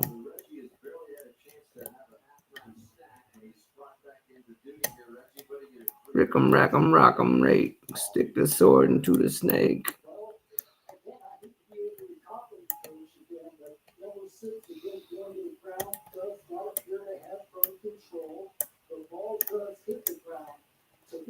Just kidding, Snake. We were pulling for you and Jafar.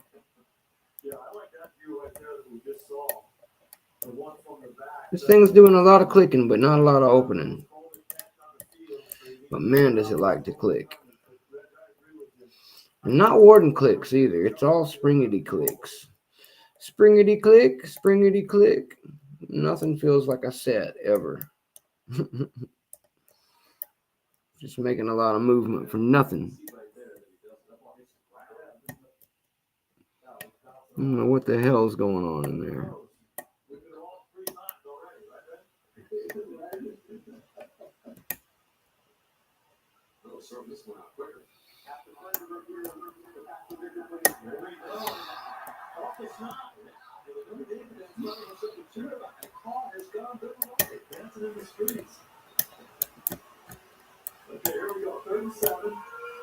Let's get a little more aggressive.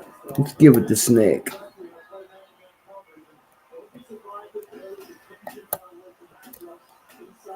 Snake packages always come with a snake and some Lock Sport goodies. All right, Snake.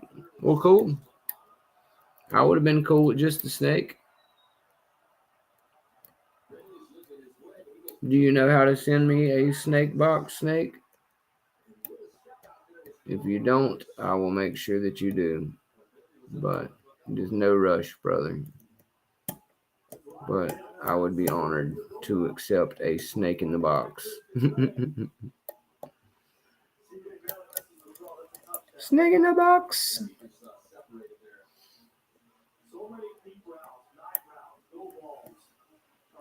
Snake in the box. Snake in the box. Snake in the box.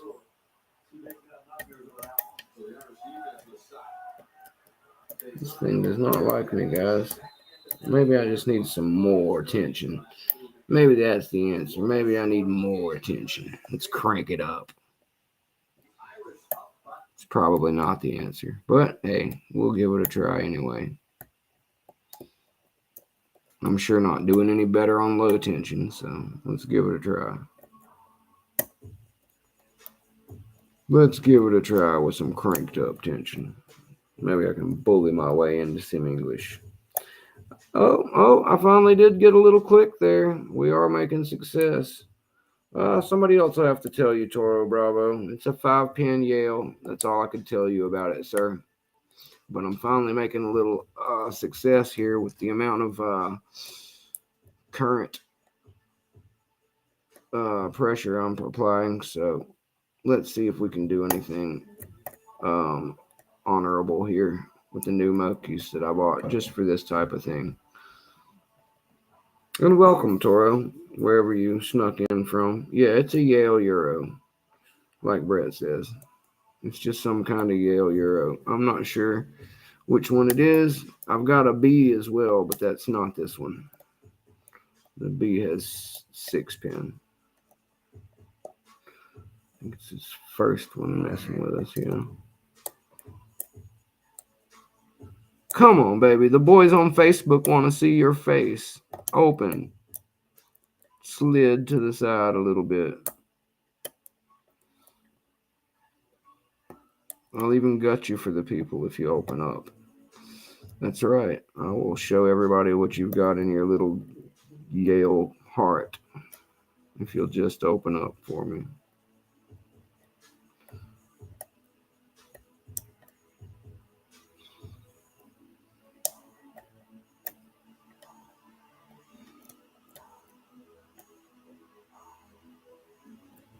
No, not that one. That one was ready. Oops. I went a little too hard on that one. We will see.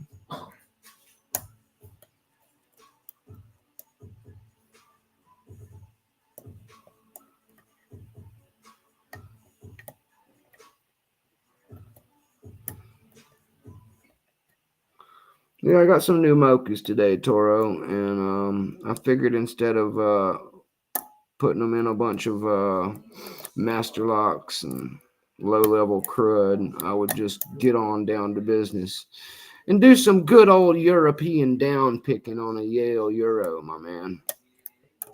I'll probably fail, but hey, it can't be said that Mountain Mick doesn't do cool stuff on his channel and try, or that he's afraid of locks or anything like that. I won't be having that business. I'd rather fail in front of you guys for 3 hours and occasionally get a cool open than to try and pad my stats with a bunch of little wanker locks.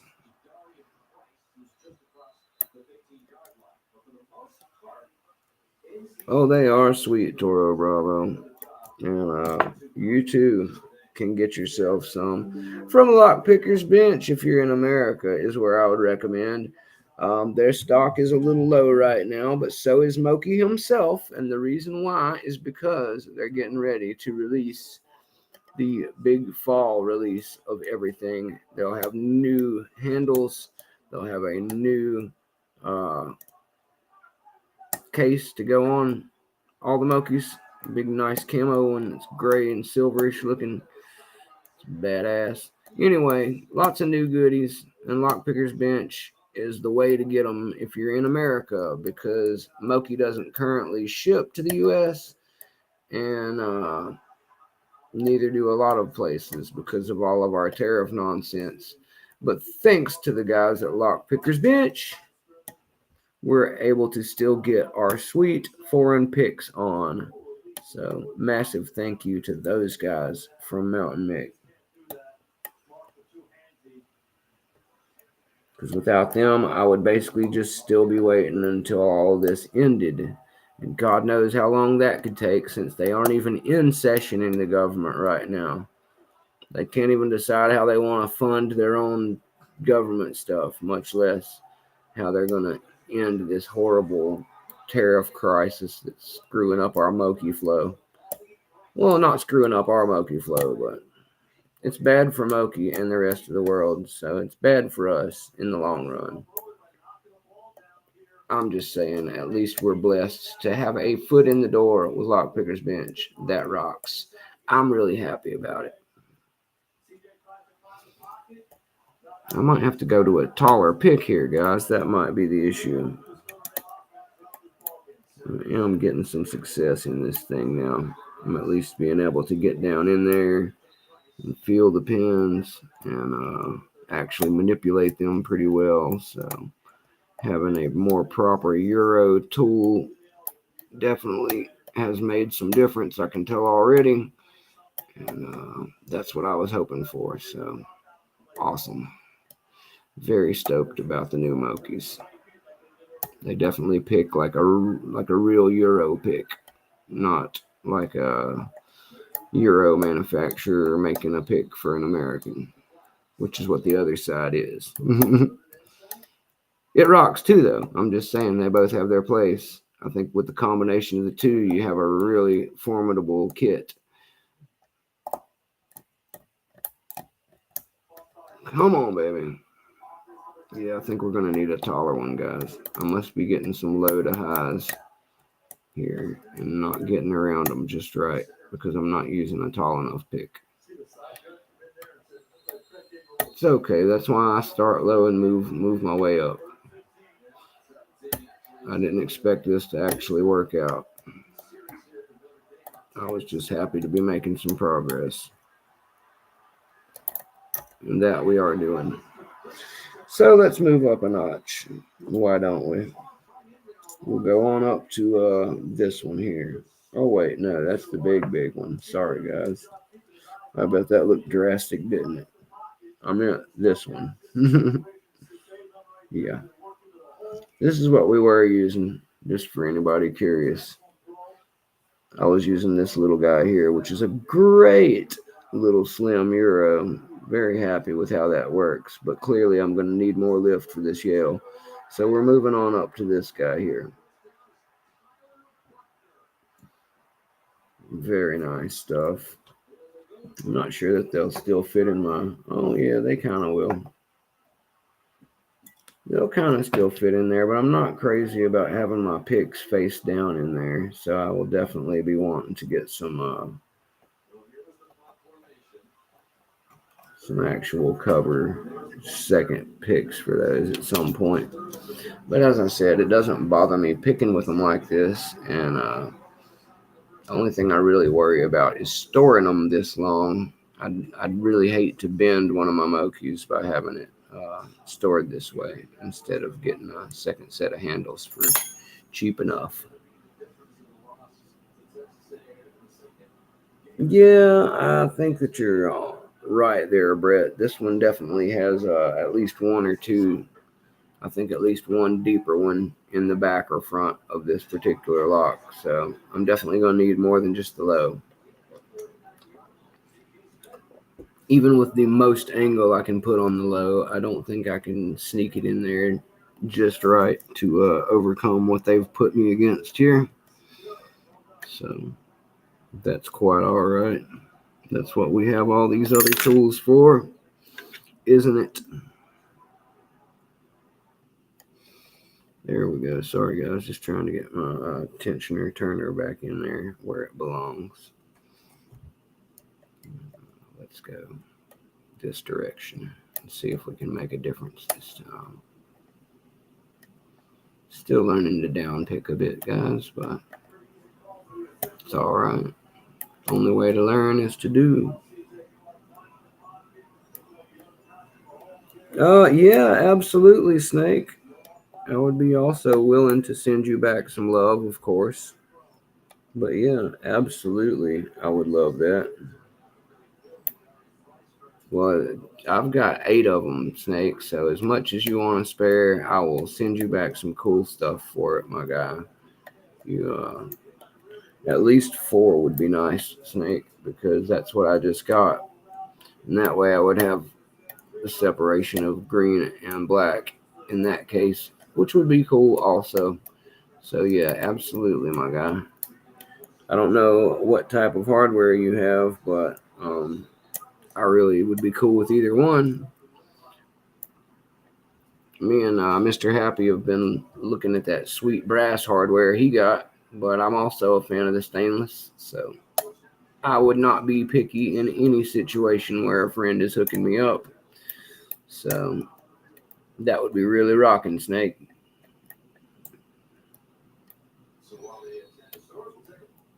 I would absolutely dig that, sir.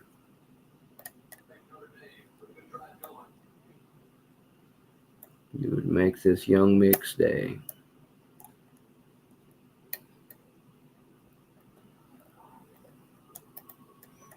Ooh, those sound like some nice ones, Toro. I haven't seen a C83 before, but I do know what a Dom S is. You definitely have some nice quality locks there, my man.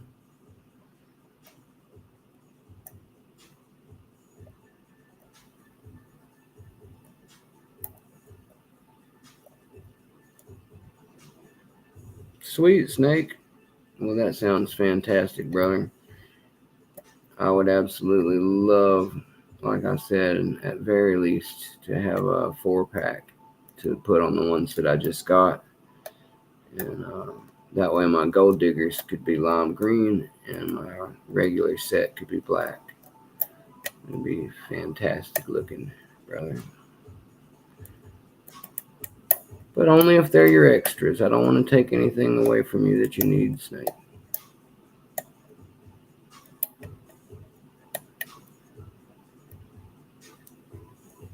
I was planning on ordering some for these, but I just haven't got to it because I've got so much going on with trying to get to Florida that I'm trying to be smarter with my money than to spend a bunch of it right now. And I'll have plenty of chance to do that down there once I get there. Also, something I've been meaning to mention, guys, but I haven't got around to just now. I'll come back to this in just a second. I promise you. I'm not done with that for the day. But let's see here if I've got it here.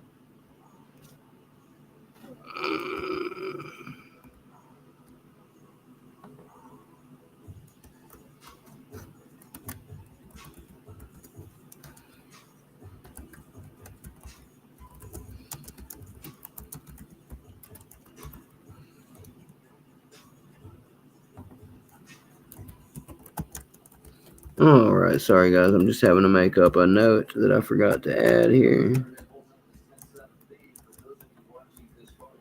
I will share with something with you guys that some of you may already know about, and some of you may not.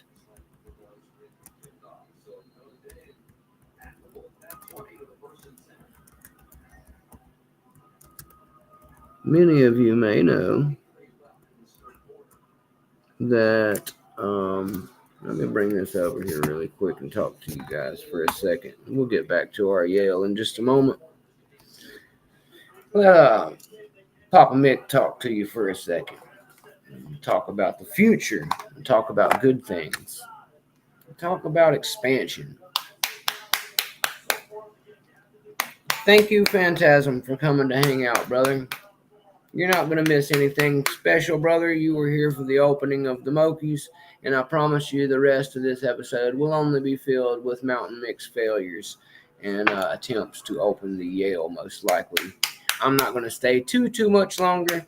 Some of my other friends will be coming along in the next hour or two to do some cool lives, and I've still got to do my usual Sunday ritual of eating pizza, smoking a little bit, and watching some college football with Papa Mick back there. You're going to go to your nephew's soccer game? All right, Rob. Well, that sounds fun as well. Always family comes first. So enjoy your nephew's soccer game. You can always check this stuff out later. There's always replays and stuff, dude. Go have fun with your family. It is the weekend. Have a great weekend, my guys. Woof. Dog Pack, I love you.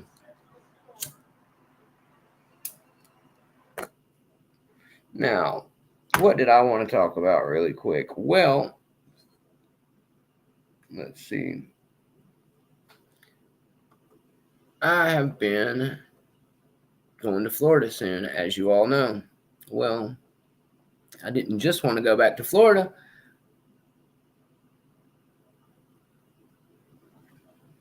I've been looking into taking a bunch of lock sport gear with me to Florida, of course. So I'm in the process of trying to acquire myself a ticket back, as well as a pack out a big toolbox, basically, that is a rolling style toolbox to put all my goodies and gear in to drag them with me, because I'm going to have to take a tool pack of car tools and of lock sport tools with me. Can't leave that stuff behind. I need it. And I'm not going to be able to rent a U-Haul or something like that, because my license, I've still got a $300 ticket to pay. So I'm currently suspended until I pay that $300. And so it's just not financially feasible for me to fly, because then I would have to mail all my stuff or something. They're not going to let me carry all this stuff on a plane.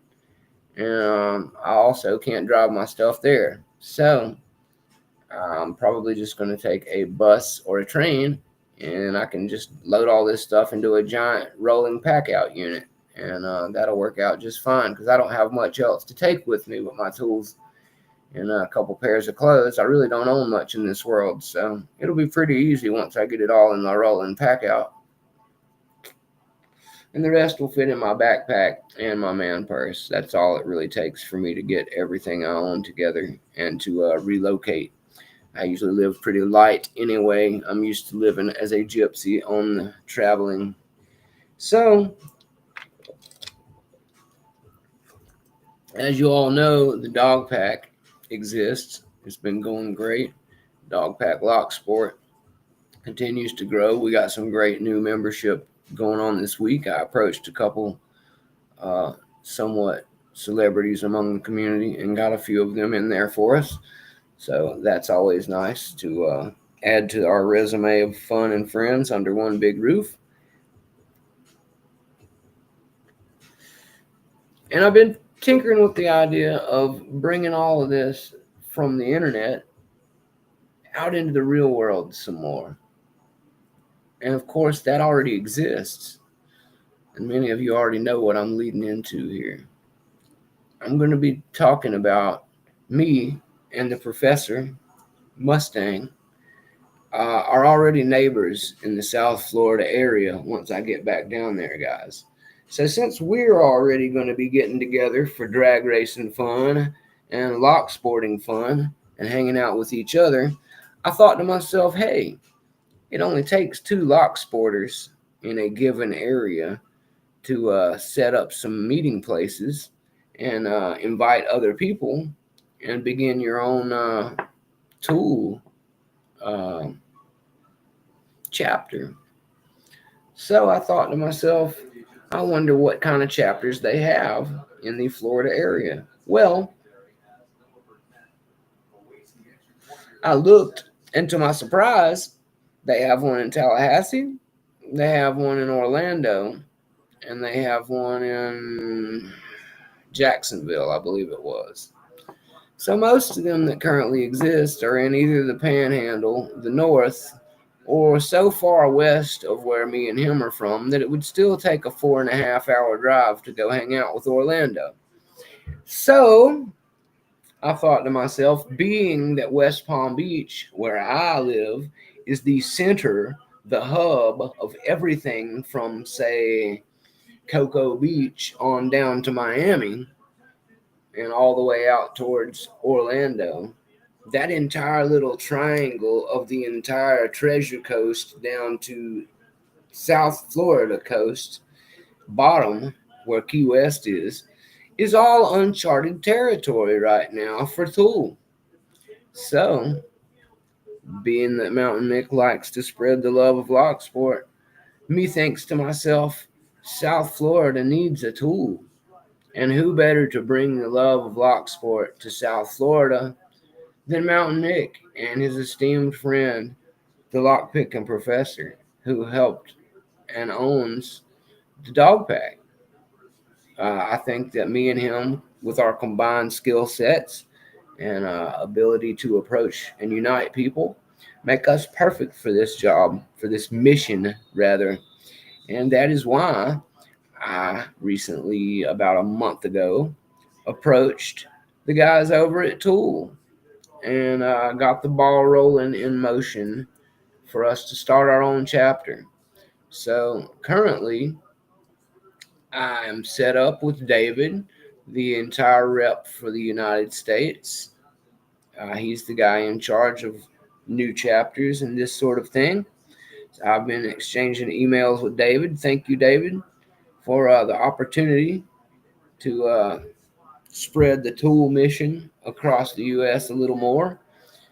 I know it's an international operation, and that's something that I really love as part of my channel, always being international affiliated. I love tools from all over the world, like these MOKIs here, of course, and I love my own nation's best, which are Jimmy Long's, none other than. Not to mention our neighbors from the north, carrying sparrows, and the other number one brand in commercial picks for the U.S., I would have to say, is probably Covert.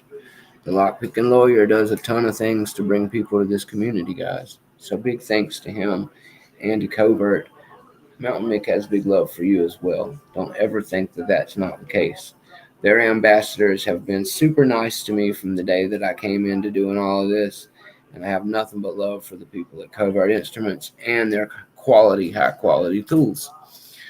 Anyway, me and Mustang have been talking and wanting to set up our own tool. Now, the best thing to do when going about this is to find a place that is okay with us doing this, and then for me and him to start advertising a time and date regularly for us to meet. So I'm working on the details for all of that. We've got a few prospective places that I have in mind to approach about whether or not they will let us have our meetings there. If you're interested in this type of thing yourself, it is often suggested that comic book shops, any place that is like a hacker hub, internet cafes, Dungeons and Dragons, Pokemon player areas, even if it's a place like in the park where they play chess against each other, guys. These are our people. These are puzzle players, game players, socially interactive people, and they are stimulated by many of the things that we are into. So it's a good chance for us to meet each other. I love comic books anyway, so being encouraged to further involve myself with any comic book store or place that sells magic and Dungeons and Dragons stuff, that type of thing, is quite all right with Mountain Mick. I love fantasy and reading and all that type of thing, and I look forward to trying to approach 2 or 3 places I have a good idea of, because me and my wife, as I said, are regular comic book nerds as it is. So she's got a place that she's a regular customer at that I'd like to approach. Very nice place in Palm Beach, and they're really cool, man. They're the kind of place where you can have an active subscription to a comic, and they will order it and receive it for you there at the shop instead of your mailbox, and then you just come by and pay them and pick it up whenever yours come in. It's a really cool subscription type situation. Anyway, the point is that one is a great location, and it has a little Caesars right beside it. It's got a liquor store down the street. Really a lot of things that are prime territory location stuff. But also libraries, of course, public libraries, community college libraries. These are all good areas too. My mom used to be the media director for Palm Beach State College, so I know a lot of people in the library scene, and I've also got a few libraries in mind to approach. So we will see where all I'm allowed to do my lock sporting adventures, and I will bring some of you guys through the camera here along for some of them whenever I'm allowed to do so by direct them saying it's okay type of thing. I don't want to ruffle any feathers, but I would love to have the dog pack and Mountain Mix channel get to take a peek now and again at our tool meetings, and for them to be sort of supportive of each other in a big type of way. Anyway, So thanks to David at Tool, and I will continue to be in contact with him while me and Mustang try to look, Professor Mustang, while we try to look and find some places that are going to allow us to do our meetings, and we'll get the ball rolling and flag plant, guys. It's time for South Florida to have a Tool chapter, and Mountain Mick and Professor Mustang are ready to head that thing up. So really looking forward, really excited about this. Um, the more we can grow this type of thing, the better it'll be for lock sport as a whole, and the more will be accepted the world over. So that leads to all kinds of cooler stuff for all of us. So it just is what it is, guys, and it's a great time to be had by all. Why wouldn't I want to bring the enjoyment and almost therapeutic value that this has brought to me, and the community among all of you is such a big part of that, and that's what I would just want to share with everybody if I could. So that's what I'm going to try to do, and that's why I just wanted to run it by you guys and let you guys know. Me and Stang are going to try and start a Tool down in South Florida and get the ball rolling on that. It already kind of is rolling. I was just bringing it up. And also to James, who is the head of the Tallahassee Tool down there. I have not got to meet James just yet, but I will be approaching him soon. David offered to introduce us. I'm going to email him either way. And he sounds like he's got a lot of initiative and already has the ball rolling, very well over in Tallahassee. And he very recently as well started his chapter. So it seems that the iron is ready to strike all across Florida, and the timing could not be better. So we're really excited about it. Florida, Sunshine State, Mountain Mick, and the boys and the dogs are coming for you. We're going to tool up, baby, and get excited, man. We'll help you get your tools together. We'll make sure you got some locks to pick around on, and we'll help each other out and progress and learn and have a great time. That's the most important thing. We'll have a damn good time with each other, and doing it in a very fun, legal way, which is something we should all, really embrace and try to have more of in life. So I'm really excited about it. Just wanted to share that with all you guys. Yeah, Mountain Mick, all the boys. We'll be starting a Tool down in South Florida. So that's all I really wanted to say about that. I'm going to go back to trying to pick on this Yale for a little bit, and then I'm going to bail out of here to try and go get some dinner. But I wanted to show you guys the MOKIs and make sure that I thanked MOKI and LOCKPICKERS Bench tremendously for making it happen. LOCKPICKERS Bench, you rock. I can't wait till you guys get your new stock. And other than that, guys, yeah, I'm just going to get back to trying to pick on this. As I said, really stoked about all the things we've got going on with Tool and with LOCKPICKERS Bench. And man, just really excited, guys. I got me some new MOKIs. I'm getting ready to go back to my wife and the Sunshine State. Enjoy life some more. Start up a nice recreational lock sporting adventure for more people. And see how things could be better. But if I find out, I will be sure to share it and make it happen. That's right, Bill Johnson. Everyone needs a tool. I'm a fan of the band Tool as well, Bill Johnson. Thanks for popping back in, Bill Johnson. I'm pretty sure at this point that you aren't Bosnian Bill, but you can still be our Bill.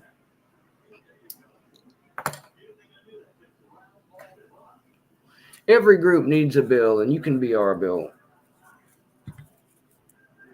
You don't have to be the Bosnian Bill to be our Bill. We will love you just the same, Bill. Welcome back. Just doing a little down picking, or attempting to anyway. Got my fresh MOKIs from LOCKPICKERS bench here. They are standard flat hooks, which gives me a little bit more of a chance than previously. I was using the extras, and they're a little bit shanky for something this tiny. They work great for bullying American locks and picking around and stuff like a Pack Lock 98 Pro. But when you get down to the gritty, nitty gritty of a real double-sided Euro keyway lock, it's time to go back to the standards. Some real English style, German style, European style fancy picks. So that's what I'm doing here today, is trying to get used to using fancy picks and picking down for the crown Bible-wise. Oops, I didn't tilt you guys back down so you could see the show. My mistake. Let me get you guys back in on this, just in case we actually have some success. You guys are going to want to be part of this. All right, there we go.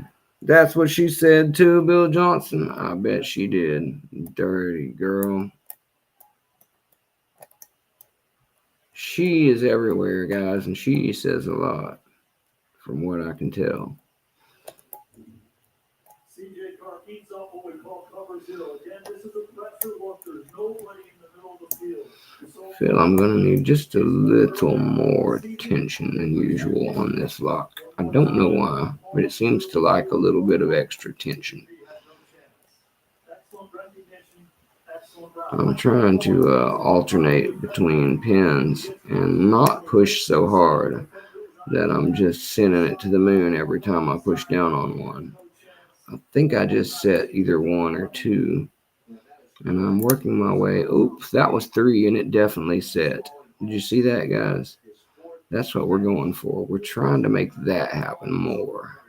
Because if we can make that happen the right number of times, we might have overshot that one.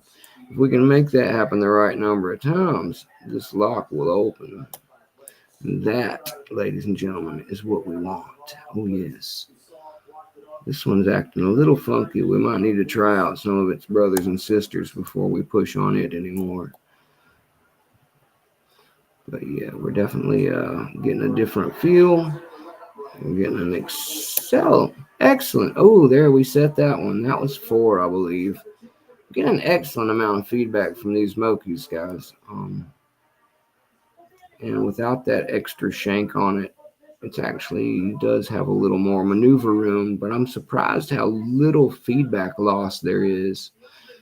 I thought it would be more, but it seems that it's more about just the strength bullying than it is the feedback. It seems they still have most of the feedback, if not all of it. So really happy to see that.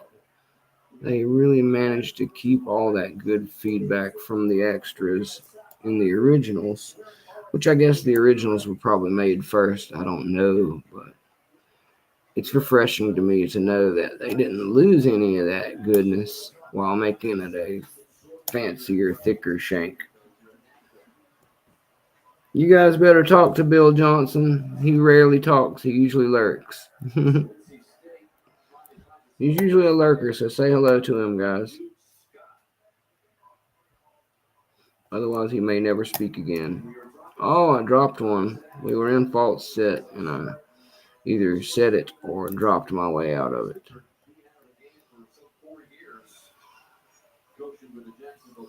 Let's slow down and go back.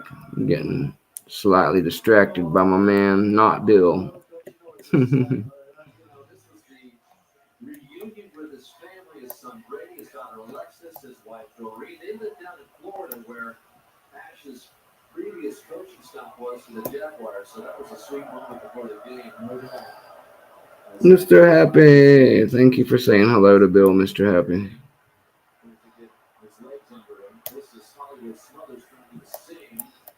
Mr. Happy, I felt so close on this one just a second ago. So close on it just a second ago. I felt like I set at least 2, maybe 3 of the pins. We're going to have to focus and be a little more gentle on this bad boy than I had expected. But maybe, just maybe, if I'm really nice to it, I might get us an open.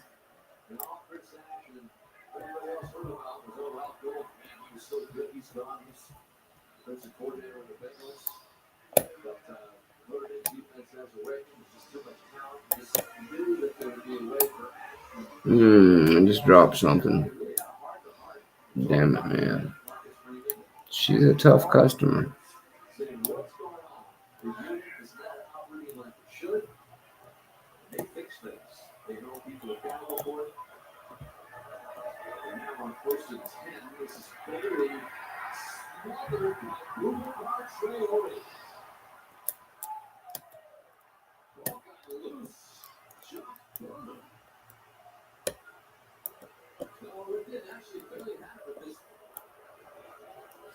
Yeah, Mr. Happy, you might be right.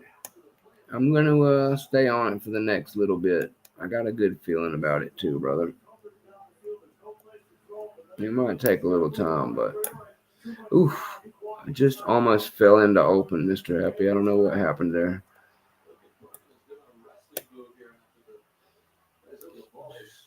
I think you're right, sir. I think we're very close. Very close to what we're going for here.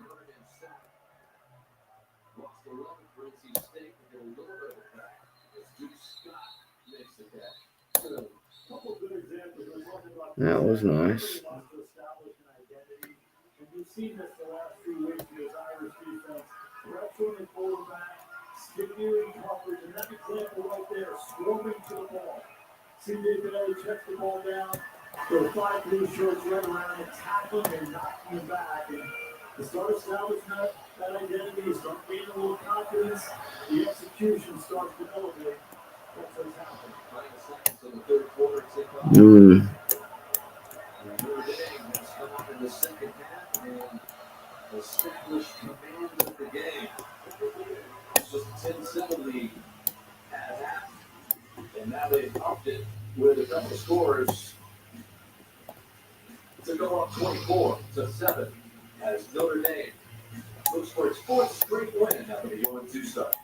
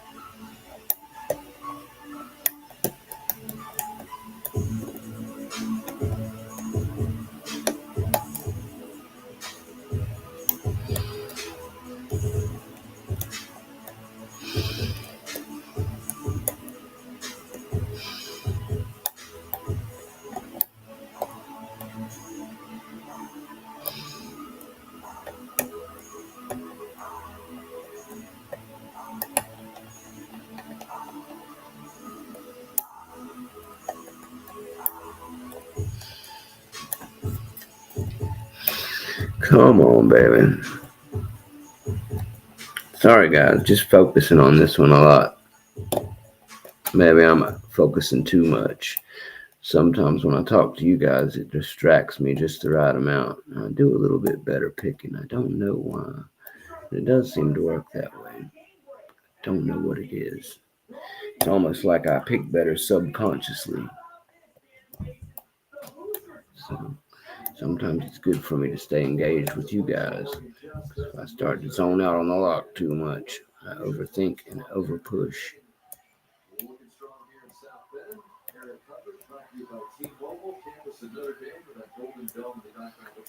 I'm trying though, guys. Really, I am. I'd love to open this one for you guys. I've never got a Yale open yet. These MOKIs really feel like they're making a big difference in me actually being able to manipulate them. So while I might need a little more practice, I can tell they are going to be the difference maker on some of these European ones I've been struggling with. Definitely feels better. More control, more room. Definitely are doing what I want them to. I'm just not getting it done completely. I'm trying. But I'm not the greatest picker in the world either, guys. So I'm doing my best for you. I appreciate all the love and support. Oh, there we go. Feeling just a little bit. Just needed to fall that last trap. There's one little trap in the way, and I gotta figure out which one it is. Because I can tell she's close. Look how far deep in there she is now.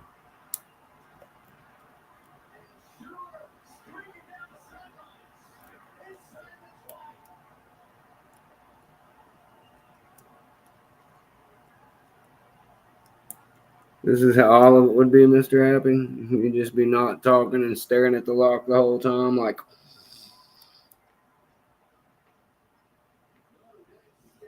Thoughts intensify. Nothing wrong with that, Mr. Happy. Sometimes that's a good approach.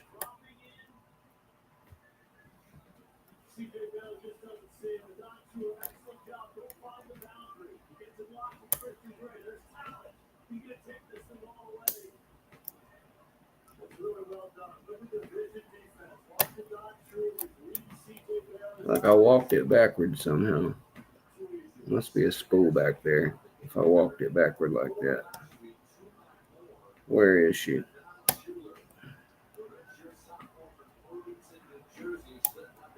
That might have been it.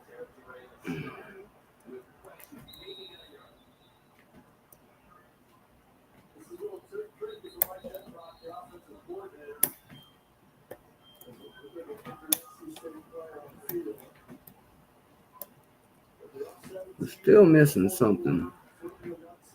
Don't know what it is yet. I'm still missing something. Ooh, maybe that's it.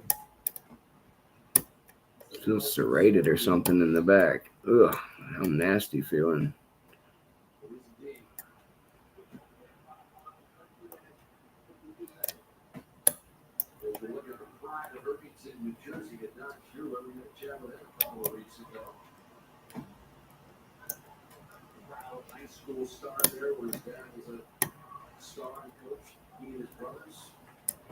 Yeah, Brett, I do that too.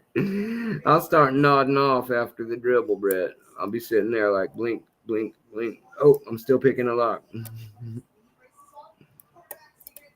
That's real focus there, Brett. When you lull yourself to sleep, full Zen concentration on the lock, that's when you know you're picking hard, guys.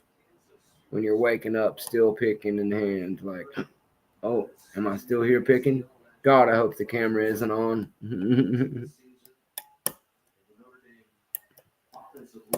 That's what scares me. It's not even about waking up with the lock in my hand. I always just wonder if I'm still alive. Am I alive? Oh no. Wonder how long I slept.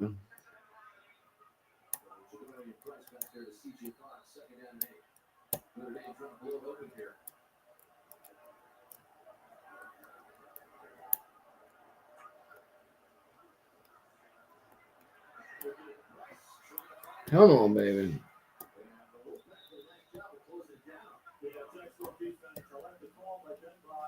To run this play because you can run this ball up inside, and if you defend the inside run, you can bounce it. Something I'm just not getting, guys.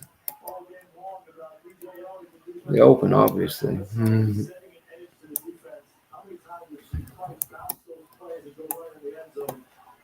It's escaping me. Must have overset somebody is all I can guess. I backed off a little to drop one or two. Somebody must have got overset in the process. Come on, you. Get down in there just right. Not all the way, just right.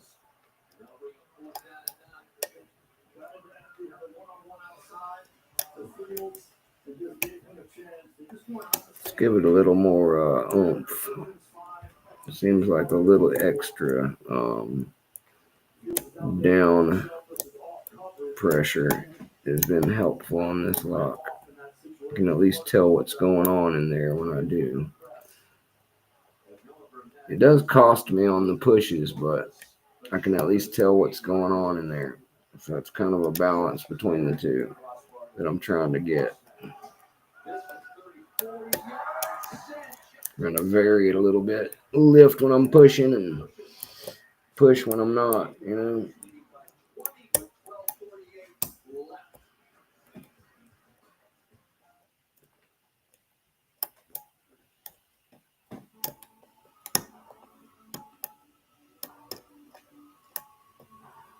I've also got a cuticle really hurting on my index finger right now, guys. I really screwed it up the other day. I don't know what I hit it with, but it feels like the whole index finger on this hand has been bashed with a hammer. It's affecting me just a wee bit.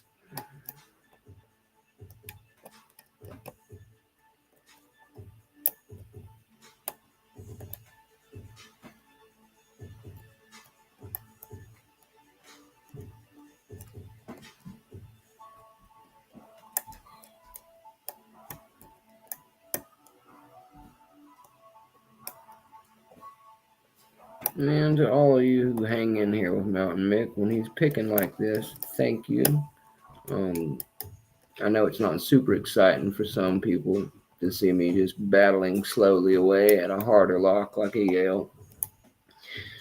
But that's one of the reasons we have guests on the show at times and try to keep people entertained with them while I'm busy fighting something that's hard. That's why music is nice whenever YouTube is allowing it, which is never, pretty much. But hey, we do what we can.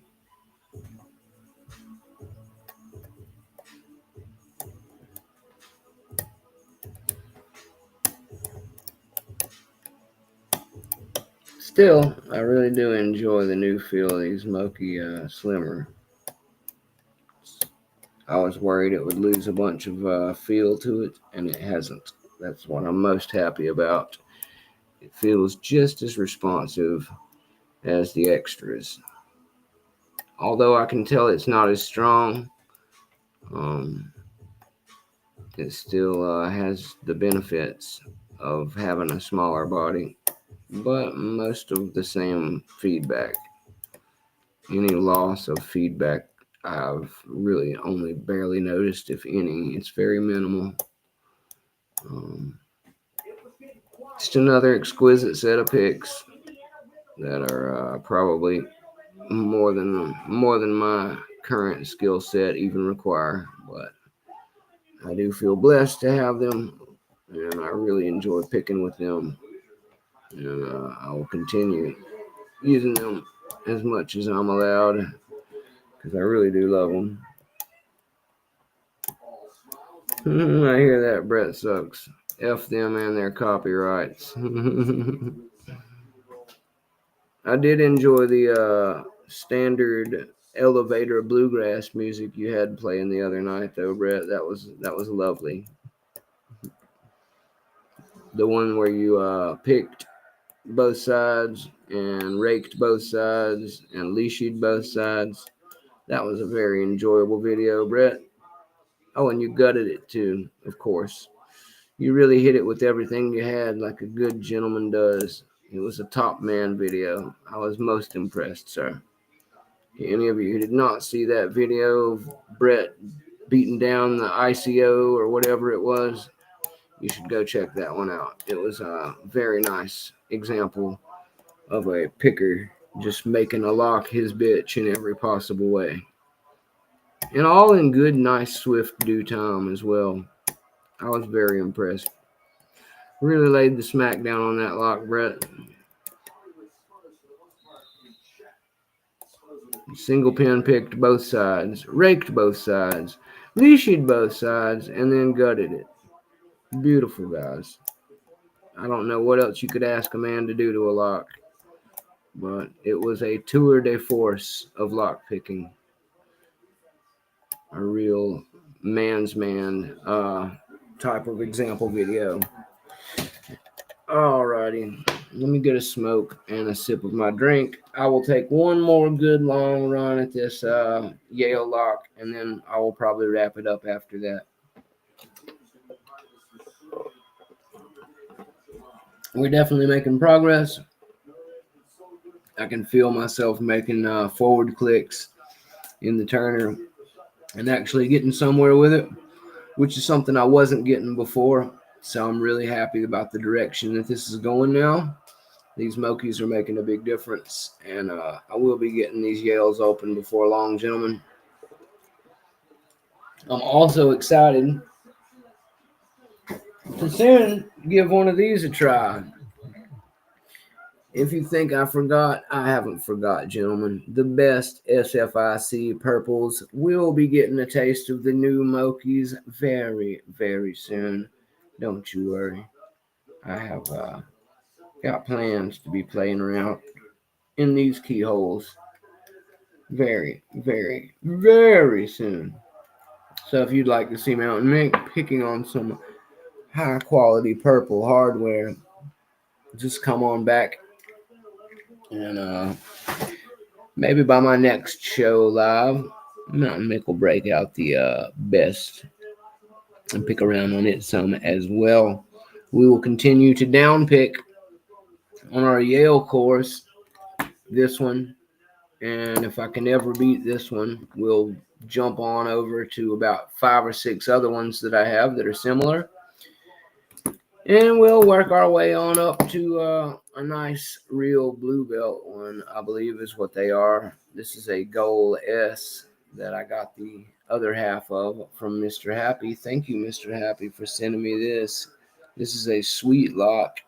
It was the first Yale I ever attempted. I don't know why, like a fool, I went after this 6-pin instead of this 5-pinner that I'm playing with right now.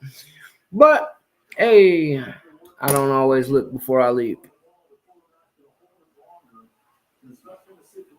That's right, Brett Sucks. You give them, the viewers, their money's worth, even if it is free.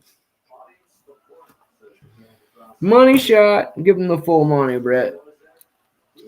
Give them the full money.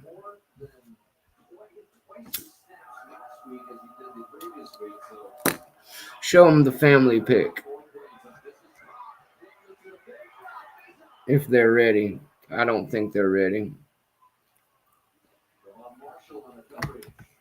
All right, gentlemen, let's take one more dig at this MOKI Fest on a Yale down picker. It'll likely end in a nightmare with me failing again, but we'll never know unless I try, and I can't pick it for you live successfully if I don't give it a try live. So here we are. May as well enjoy it while we are able to get together and do such fun things. And I feel very blessed to have new MOKIs that fit really nice in the locks to try and do it with. So I will continue to name drop Lockpickers Bench and MOKIs at every possible chance because they rock, and I appreciate all that they do to supply high quality picks to poor bastards like me and rich bastards who have money for them too.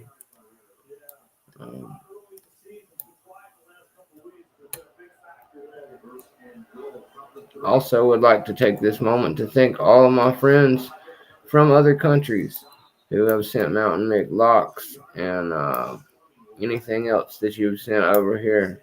Thank you so much. I love being an international channel. I will continue to always make sure my contests are available for you guys to win as well. I can't wait until we have our first international winner. It's bound to happen at some point, guys.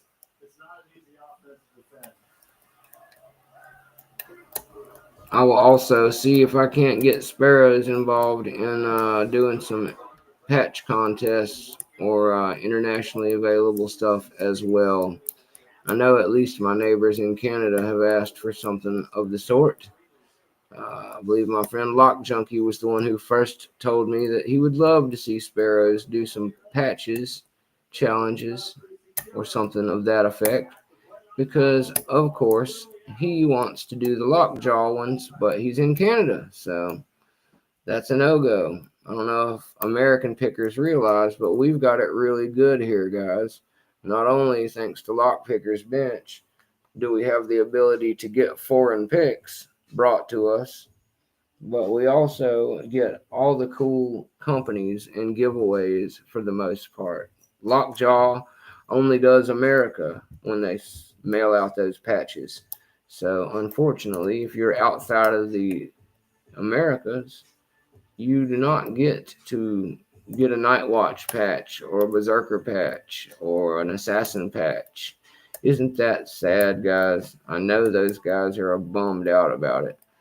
And the 200K pack lock patch, I'm not sure about that one myself. I don't know how far the reach is on the 200K, but I'm pretty sure the 200K also is applicable for people in Europe at least. I could be wrong, don't quote me on that, but I seem to remember having some Euro friends that have a 200K patch.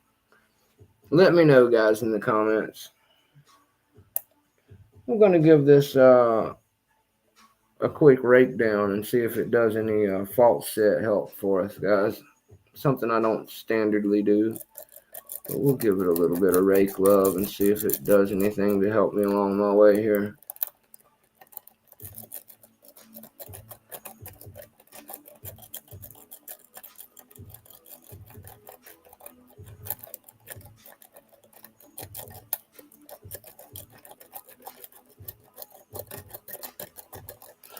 Doesn't seem to be doing much for me, but oh wait, maybe. There we go. That's getting us in there a little bit. All right, now let's go back and see what we can finish off. Oh, there's one. Come on, baby. We're almost there.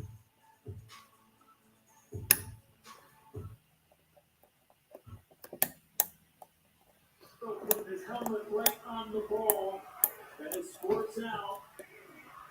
On the other side, Keith Sloan. He recovers it from the Wolfpack, so Irish have a chance to really put it down the coffin. This is saying, oh, I got from here. And AC Stick lucky to get that back.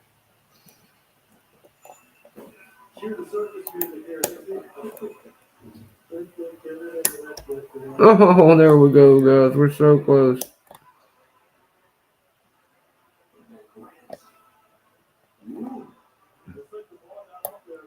So damn close, guys. So damn close.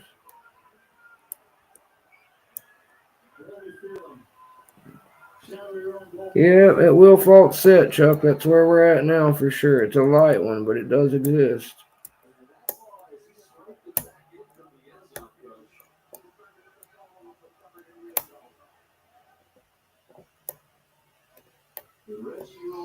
Trying to find out who's caught.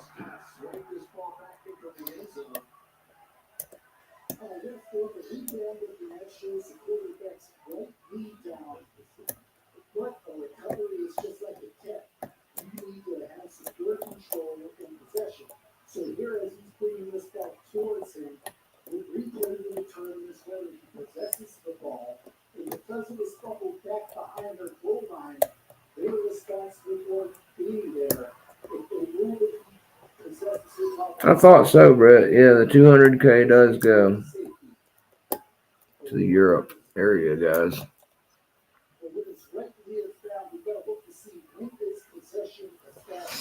Let me sit this down a moment and see if we can handle business.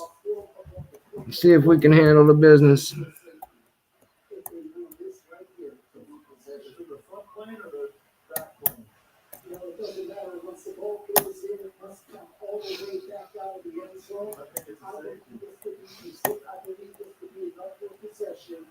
This should be in C. Yeah, I agree with you. That's a great explanation.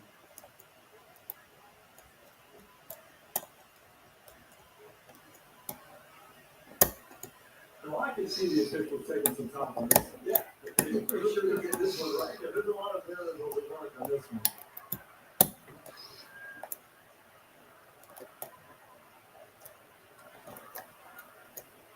Marcus didn't look happy though.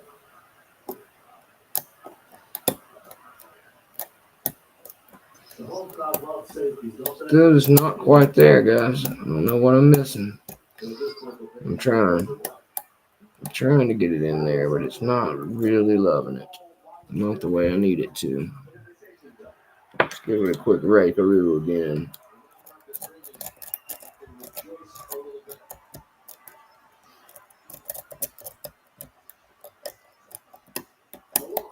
Do a little rock and a little rake. A little scrub and the rake and hopping. See if we're missing something in there. Maybe we can accidentally open it.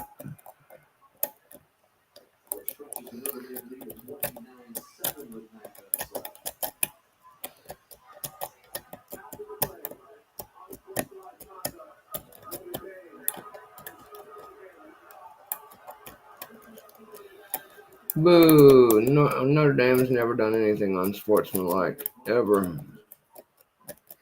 Nonsense.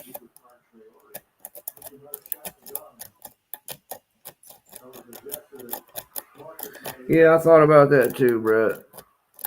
That's why I've been trying to use the shallowest one I can use, but it's still possible. I think it's more likely I just overset something, but number one could be the issue.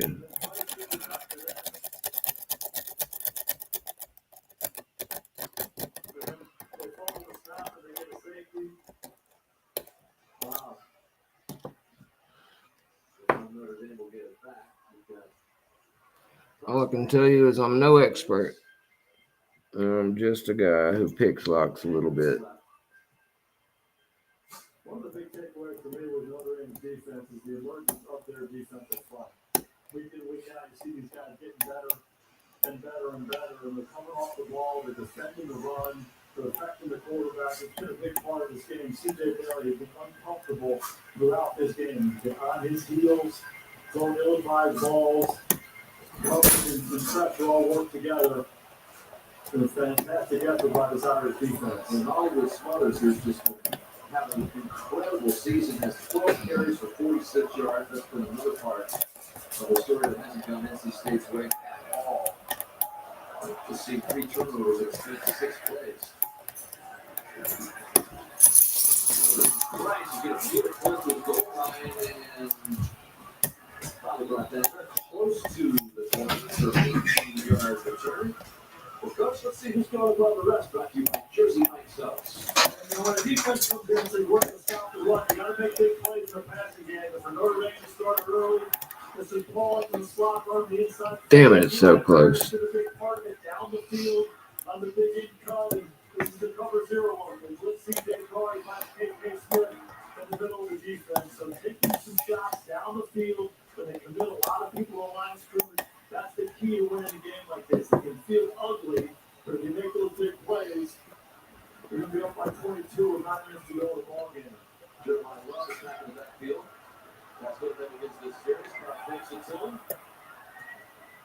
You like that, do you? On the right side before he's brought down by Marshall. Let's go back down to Zora. Receiver coach Mike Kraft told me part of what makes the whiteouts special is how unselfish they are. I mean, We'll switch back to the bottom of Keyway, top of Keyway, and the skinniest one I got. We'll see if I can sneak that last one down there. Maybe it is the first one, Brett. We'll see. We'll certainly make sure, mate. We'll make damn sure.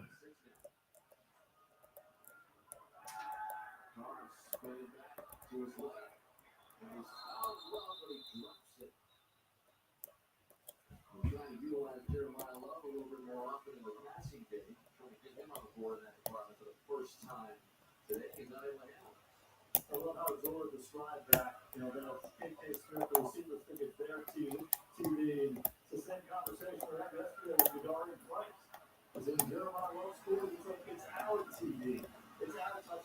together. When you have that mentality, you got a real chance to succeed. So there's Jeremiah Love. Down to the bottom of the screen there. Shows down 6. Goes the other way. And he's got things on. He puts it on the moves like he's on the huge gain for Mason. In 18. He is such a good player inside. He just didn't want to slant out inside here. There's an undercut. He puts it right on his left shoulder, breaks one tackle. The changing direction and eye control. Someone else. Seems Lady Locks has a new video out. Such a great cross tradition here. Shout out to Lady Locks, the Queen of Locks. Good friend of ours here at Mountain Mick. Might play football as well. Second down, 5 hard. Go over the deep one. Down the middle. Trying to make a one-handed grab was Kiki Smith. Kiki Smith. Down the field. This is KK Smith for a touchdown throw. Let's try this one more time, guys. One other direction I want to go with this. I'm going to try raking it and then swapping the old tensioner turner. And then going back after it. If that doesn't work, we'll bow out for the day because I'm getting hungry. My picking gets crappy when I get hungry. I can't focus. Something I've known from years of being a mechanic. Yes, Chuck Soup, the warding in all Yales is evil. It's made to be that way. For sure, without a doubt. It is from hell, built by Satan himself.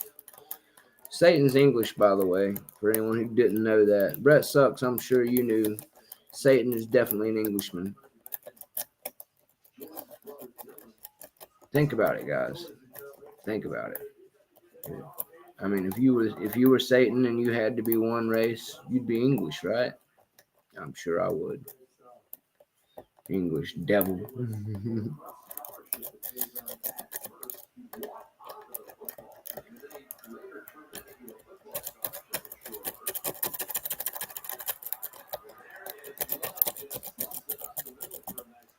So I'm going to give it a little bit more. She doesn't like it the way she did before.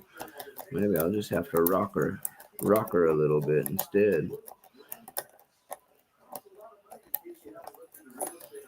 Matter of fact, I believe it was Brett who told me that they like the snake rake. So let's give it a little snake raking first instead. Let's give her a little snake raking instead. Maybe her English Yale ways will enjoy a snake a little better.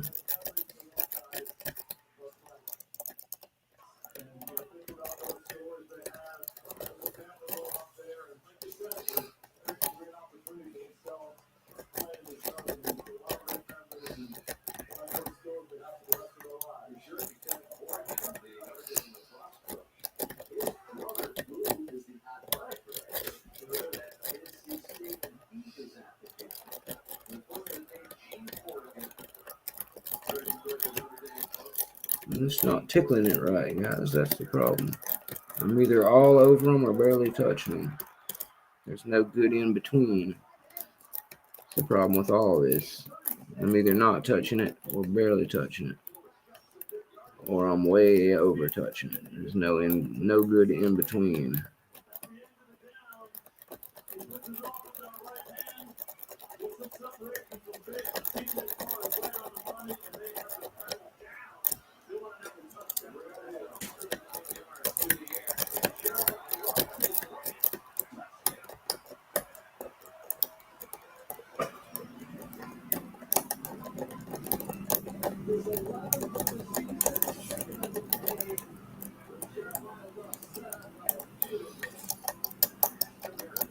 There we go. Now she's in a deep false. Look at that, guys.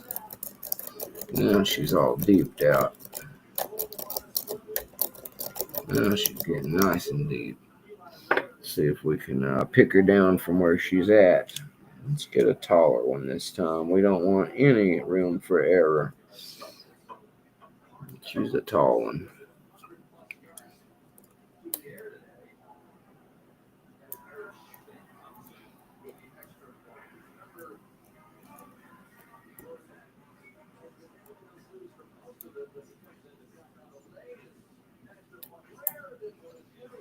Dropped it. Damn it.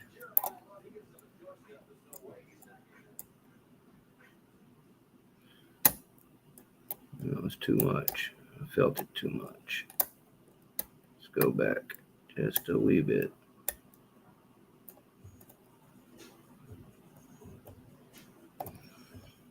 Sit in there, right, you. She doesn't want to go just right.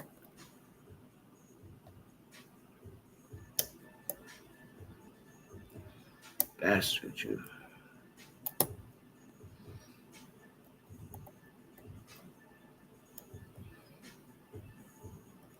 See what the ones in the back are doing.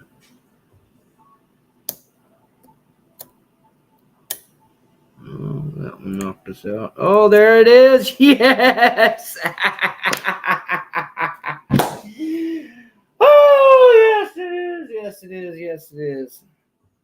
Fan-fucking-tastic.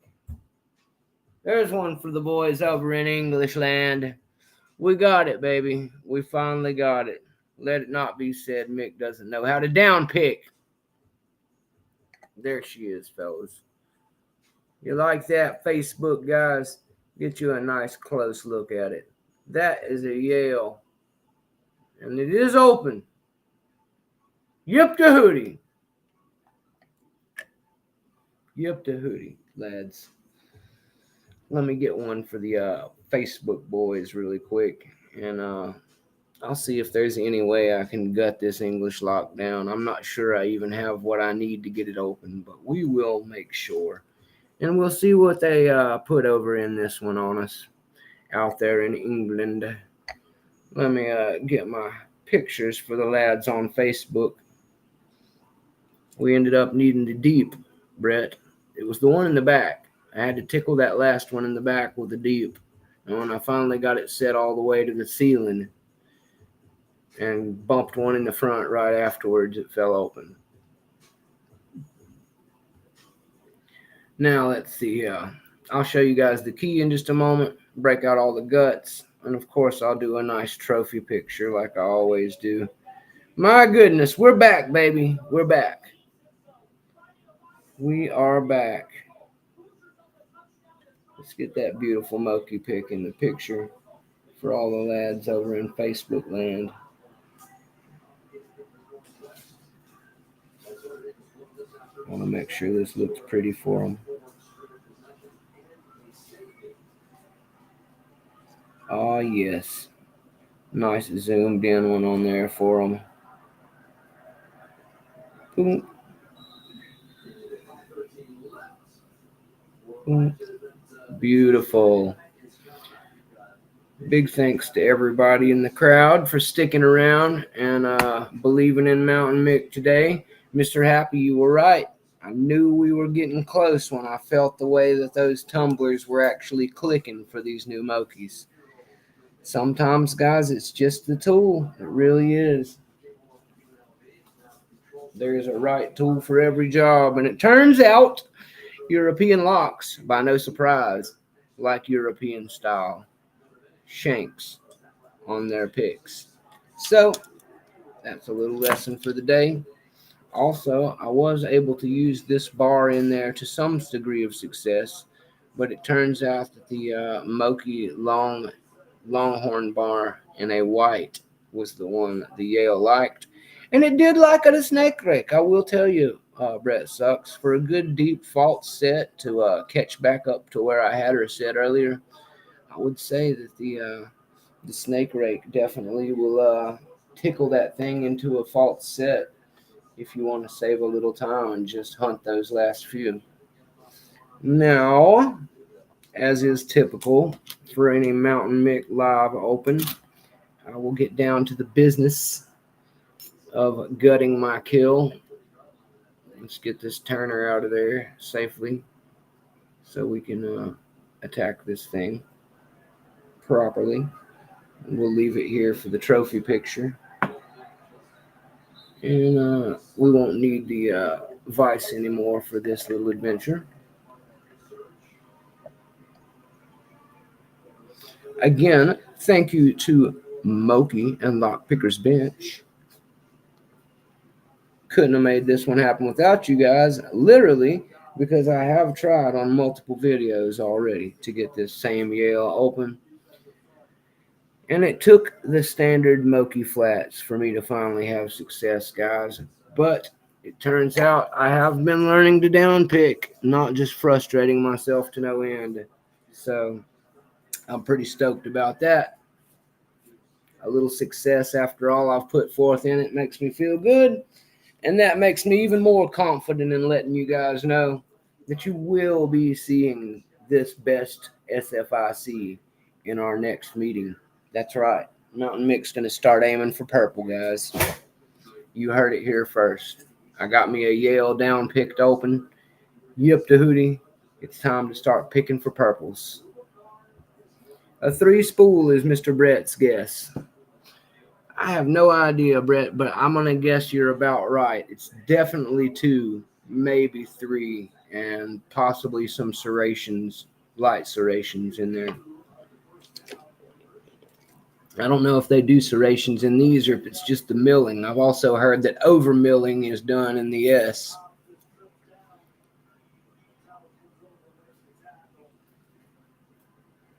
Yes, you're correct, Brett. It could possibly be skeletonized. I will be sure to shim it on down like I always do, sir. Thank you for the reminder. I am usually a shim them all kind of guy because I found out the hard way that even when it isn't skeletonized, it's possible to screw one up. So it's best practices, guys, to always shim it up just in case. That really makes my day, guys. I got to tell you, I'm still riding the high of success right now. I feel fantastic, accomplished. There's nothing else like it. There really isn't.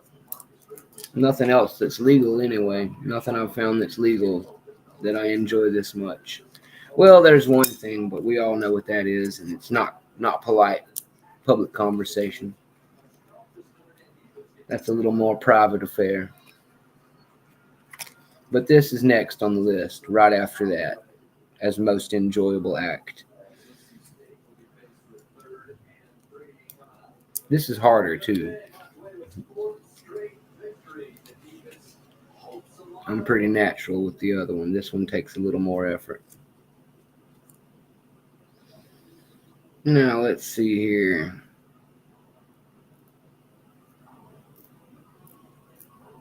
Oh, yeah, I can hear some stuff dancing around in there, Brett. It's going to be a interesting one to see the insides of. Let me first see if I can use a couple of flat hooks or maybe even a screwdriver and a flat hook.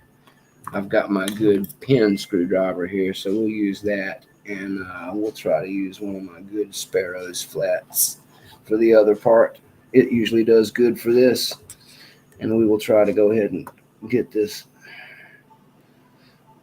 C-clip ring off of here because it's going to need to remove if we're going to get into the rest. Yep, that's going to work just fine, as it usually does. It's all just about a little finesse. And if Mountain Mick is very careful this time, there we go. Mountain Mick's very careful this time. We might make it through one without having to play the old where'd that go game. But I make no promises because Mountain Mick is famous. And I mean super famous for not doing what he just said. I will probably rocket something off into oblivion. And when I do, just know it ahead of time. I apologize. It was not done on purpose. And I will try to avoid that. Best practices.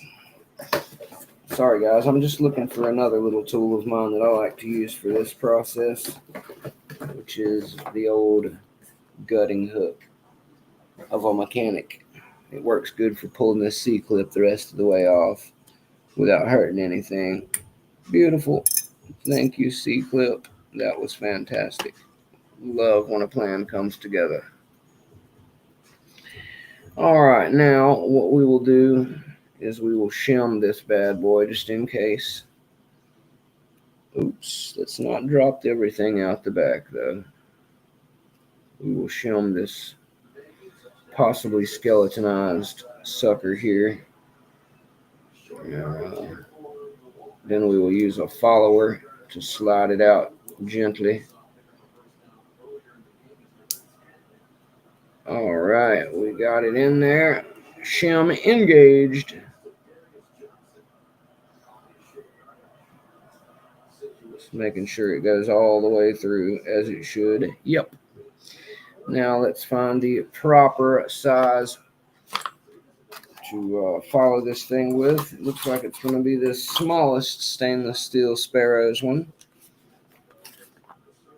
Let's make sure that looks like it fits. Ooh, I don't know. That's a little small. We might need to go up a size.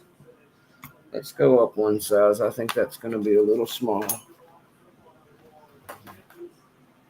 So we must be needing this one instead. Yeah, that looks a little more like it. That looks a wee bit more like it.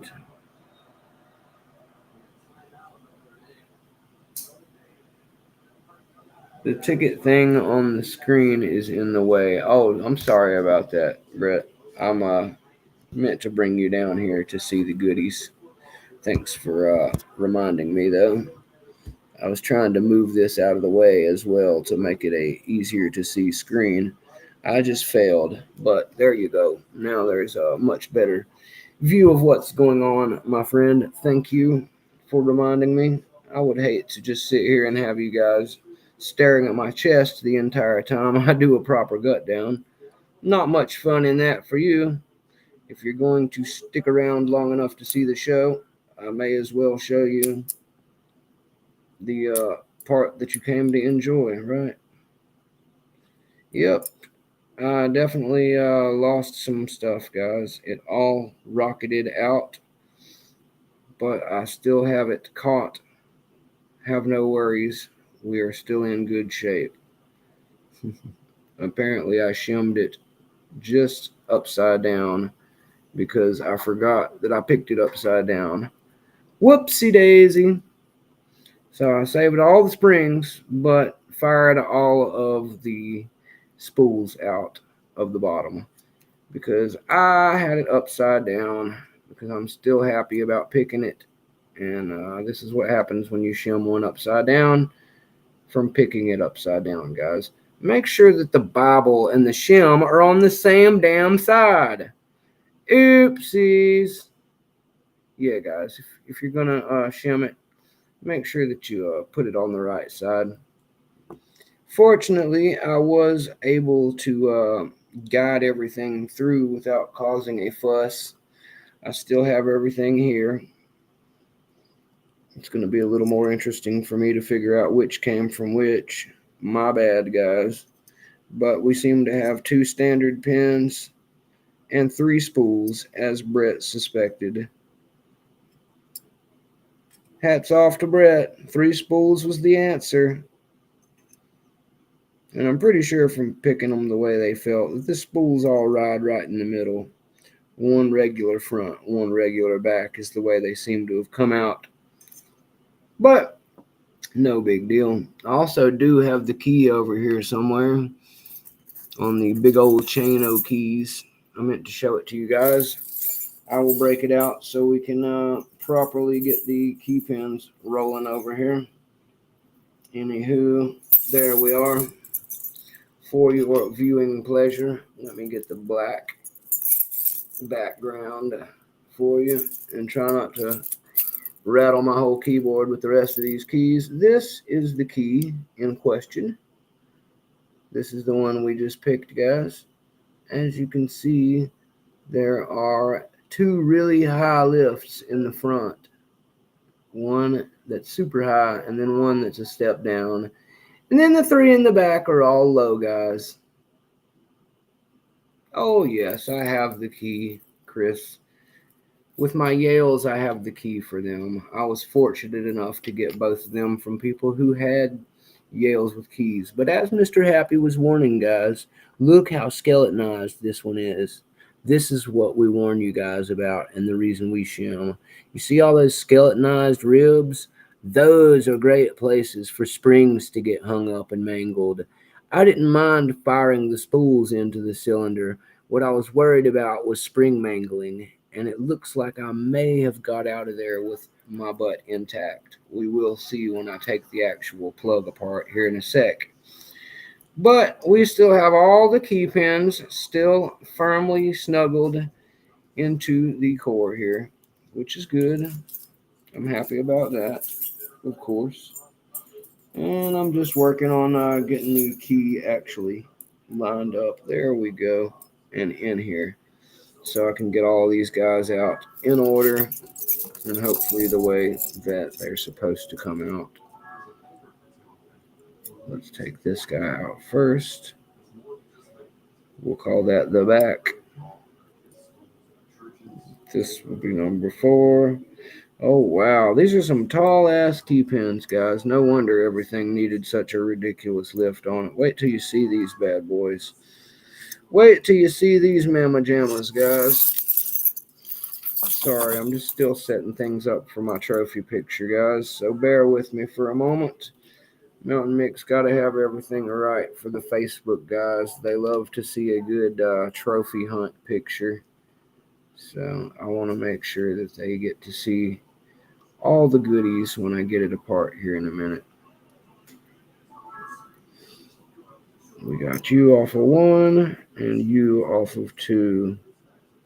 All right, what a skeletonized nightmare of a core that is, guys. Yep, Brett, you were right. 3 spools, 1 and 5 were standard. 2, 3, and 4 were all spools. Big old meaty spools. The kind that like to get hung up. And the you'll see the tray here in a second when I show it, guys. The tray is a wave from front to back. It goes just higher to lower the whole way.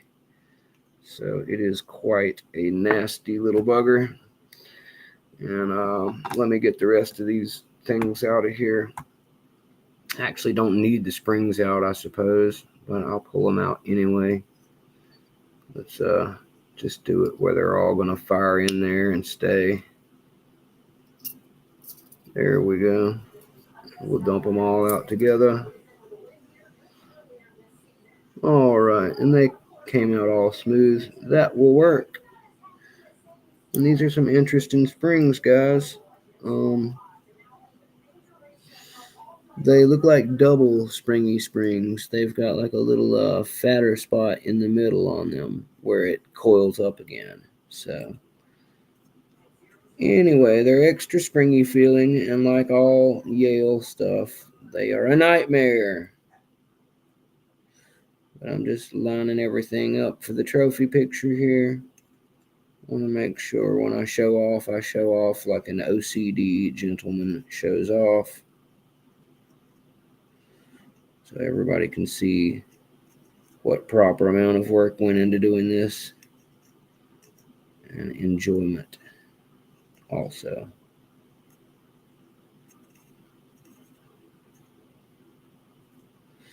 Yes, there we go.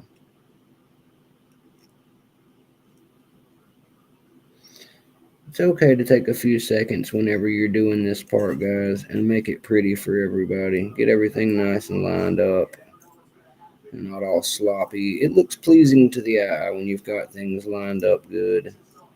And all your OCD friends like Mr. Happy will not have a complete seizure from staring at your lock photo. They'll actually get to enjoy it, and it's pleasing to the eye form and factor. And that's what we're hoping to do.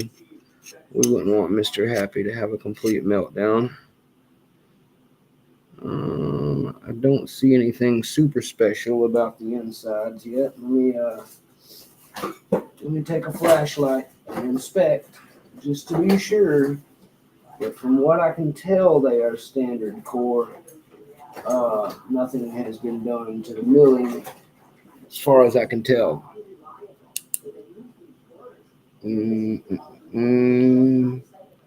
All right, confirmed. It is all standard on the inside of the Bible, guys. No fancy tricks were played with the drilling. No drilling or milling tricks were played. Let's slide this skeletonized bad boy over here and get me a nice winner circle photo for the boys over on Facebook. You know they love to see the victory dance. Maybe I'll leave the there we go. Like a night crawler.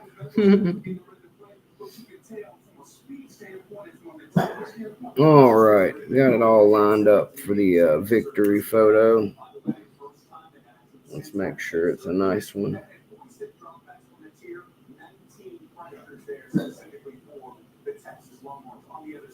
Ooh, beautiful. We'll take a vertical one and a horizontal one, because some of them have nightmares when you put it in the vertical position.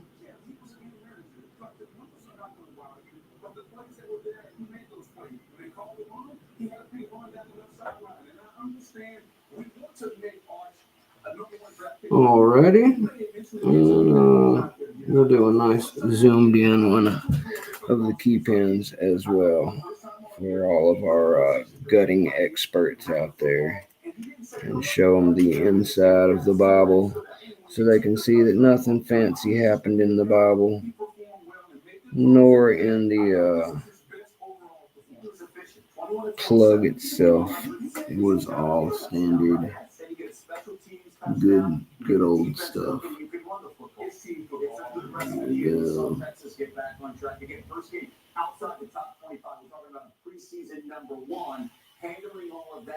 Very nice.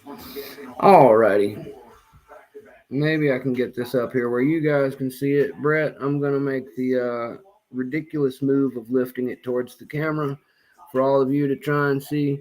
Please pay attention and enjoy. I won't be doing this for very long. It is upside down, isn't it? Of course. Here we are, guys. Best I can do without slinging it across the room is show it to you guys like this for a moment. If you would like to see it in better detail, please check out afterwards on my Facebook or on Reddit or any of the usual places I show off all my victory photos. I might even reshare them to my YouTube as photos just so you can see them. At any rate, I will have to put this Yale back together at some point. And that's pretty much the gist of it, guys. Super stoked. Very happy that we were able to get the Yale victory photos all in here. And we'll be sending them over to Facebook for all the guys there to enjoy my big old turn sideways Yale and all the goodies showing that it worked out. And any of them who come here to watch it, enjoy, guys. I know most of you are far too busy to be bothered watching a MOUNTA1NM1CK video, so you'll likely just see the pictures. But that's okay, because MOUNTA1NM1CK still enjoys showing it to all of you and sharing my successes with the entire community. Yep, photos for the bankers, Brett. You know you got to get that insurance purposes stuff out of the way. I used to have to do it with cars for the insurance guys. They would come in and want to make sure everything was done proper. So I'd have to guide them around and say, this goes here, this got tore up by this, here's a photo of this, and they'd be there for 2 hours taking pictures of everything just so they could sign the check. Anyway, that's about the gist of it, guys. If anybody has Yes, you could reach China with these pins, Chris. They are super massive. 3, 4, and 5. The key pins are like this, guys. That is the key pin for 3, 4, and 5. Massive. And then naturally, 1 and 2 are completely feel the other way. I think I may have had it flipped around actually, because let's see here. No, that's right. 1, 2, 3, and then the short and the shortest up top. Yep, that's right. So the 1N1 is an itty bitty, almost no lift that you better not touch. Isn't that a real fun one? They got those massive ones I've got to lift in the back to get all the way out of the way. And then they go and put something like this up in the dead front. So it's almost one of those weird situations where even though the turner is directly in the way, I've still got to achieve a super magnificent high lift right behind it. That's a Yale for you guys. Anyway, Mountain Mick's getting hungry. It's about time to fire up some dinner time here in the Mick household and hang out in some of the other lives that are coming up soon. My man Labs is supposed to be having one, I think at 9:30. If anybody in my mod team is still here, drop us a link for Labs. If not, I'll do it myself here in a second. But yeah, we'd love to drop a link for Labs. For anybody who doesn't know, he is supposed to go live tonight. And I don't know who else has got what going on, guys. That's all I've heard about so far. If there is another one, feel free again to go ahead and drop a link.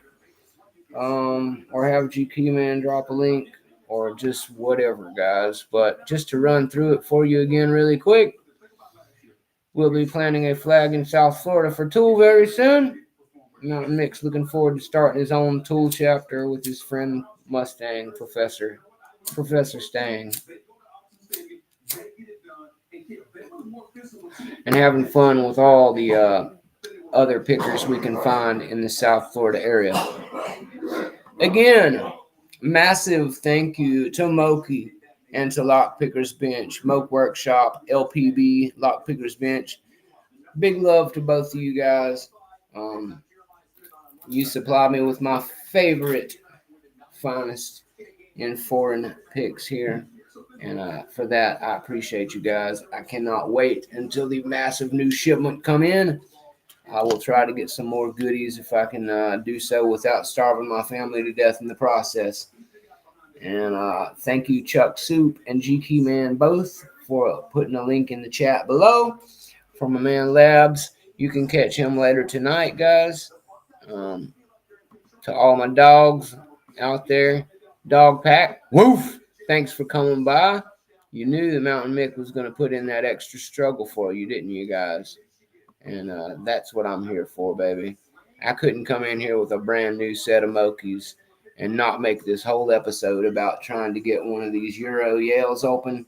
And we finally did it, guys. We finally did it. Mr. Happy called it just like he did last time. Mr. Happy, thank you for supporting me and always giving me that extra confidence whenever I'm just not 100% sure if it's going to be my day. I was going to back out on that one, but you made me feel like I was getting closer. And turns out you were right, and so was I. I was this far away. And like I always say, let's not quit 5 minutes away from done, and let's not be 5 minutes short of perfection. And today was a prime example of why, guys. If I had given up that last time I sat the picks down and just said, hey, we'll do it next show, we wouldn't be here right now enjoying the sweet open that was finally able to get knocked out of there. So thanks, Mr. Happy, for having my back. That's why I always love having you in my corner. And thanks to everybody who came through for me and for the dog pack to promote just having a decent show, a good stream for everybody to enjoy. That's all I got for you guys tonight. We're at just under 3.5 hours. All I really got around to doing tonight was telling you guys some good news, showing off my new Mokis, and opening a yell lock, which took me pretty much all of the episode. But hey, we got it done, guys, and that's what counts. Perseverance. To the victor go the spoils. Yip to Hootie. So there's still about half the weekend left for you guys. There's some great motorcycle racing, maybe some UFC fighting, maybe an F1 race, and all kinds of football, college and American professional. I don't know what else is going on in the sports world, and it doesn't matter to me because I love picking, I love motorcycles, and I love watching American football and fighting. So I'm pretty well covered and booked for the weekend. I just need to get things going and back to my wife, who I will be calling back in just a minute before I get my dinner going because I seem to remember needing to call her lovely face back. So I will be handling that. I will also be in the dog pack, hanging out, chatting with my boys, and I will see everybody else later at Labs Live, where I'm sure I will also be hanging out. I wish all of you a wonderful weekend. I will make another couple of new shorts with my Mokis most likely, but I will doubtful be back live until probably sometime early in this coming week. I think I will let the Lord's day be a day off for nothing but shorts and enjoying other things. I will be back with you guys Monday or Tuesday, depending on how everybody else's lives shake out. Because I know that we got Greyhound coming tomorrow, I believe. And I know we got Lady Locks on Monday most of the time. And I believe my boy Cheese Grits NyQuil will be on his usual Tuesday 11 o'clock p.m. spot. So there's lots of good lock sport coming at you guys. Just hang out in the pack and see what's going on. Otherwise, we're always on top of that stuff, guys. Mountain Mick's going to get out of here, eat some dinner, and that's all I got for you guys. I'm about to hit the big red button. I love you all. Mountain Mick loves you. I will see you next stream. For Raph and Mr. Happy, Yoda, and the Ducks, my new Mokis, my Sparrows, and all the other great stuff we got around here. Jimmy Longs, Lockpickers Bench. Thank you. That's it, everybody. See you guys soon. Mountain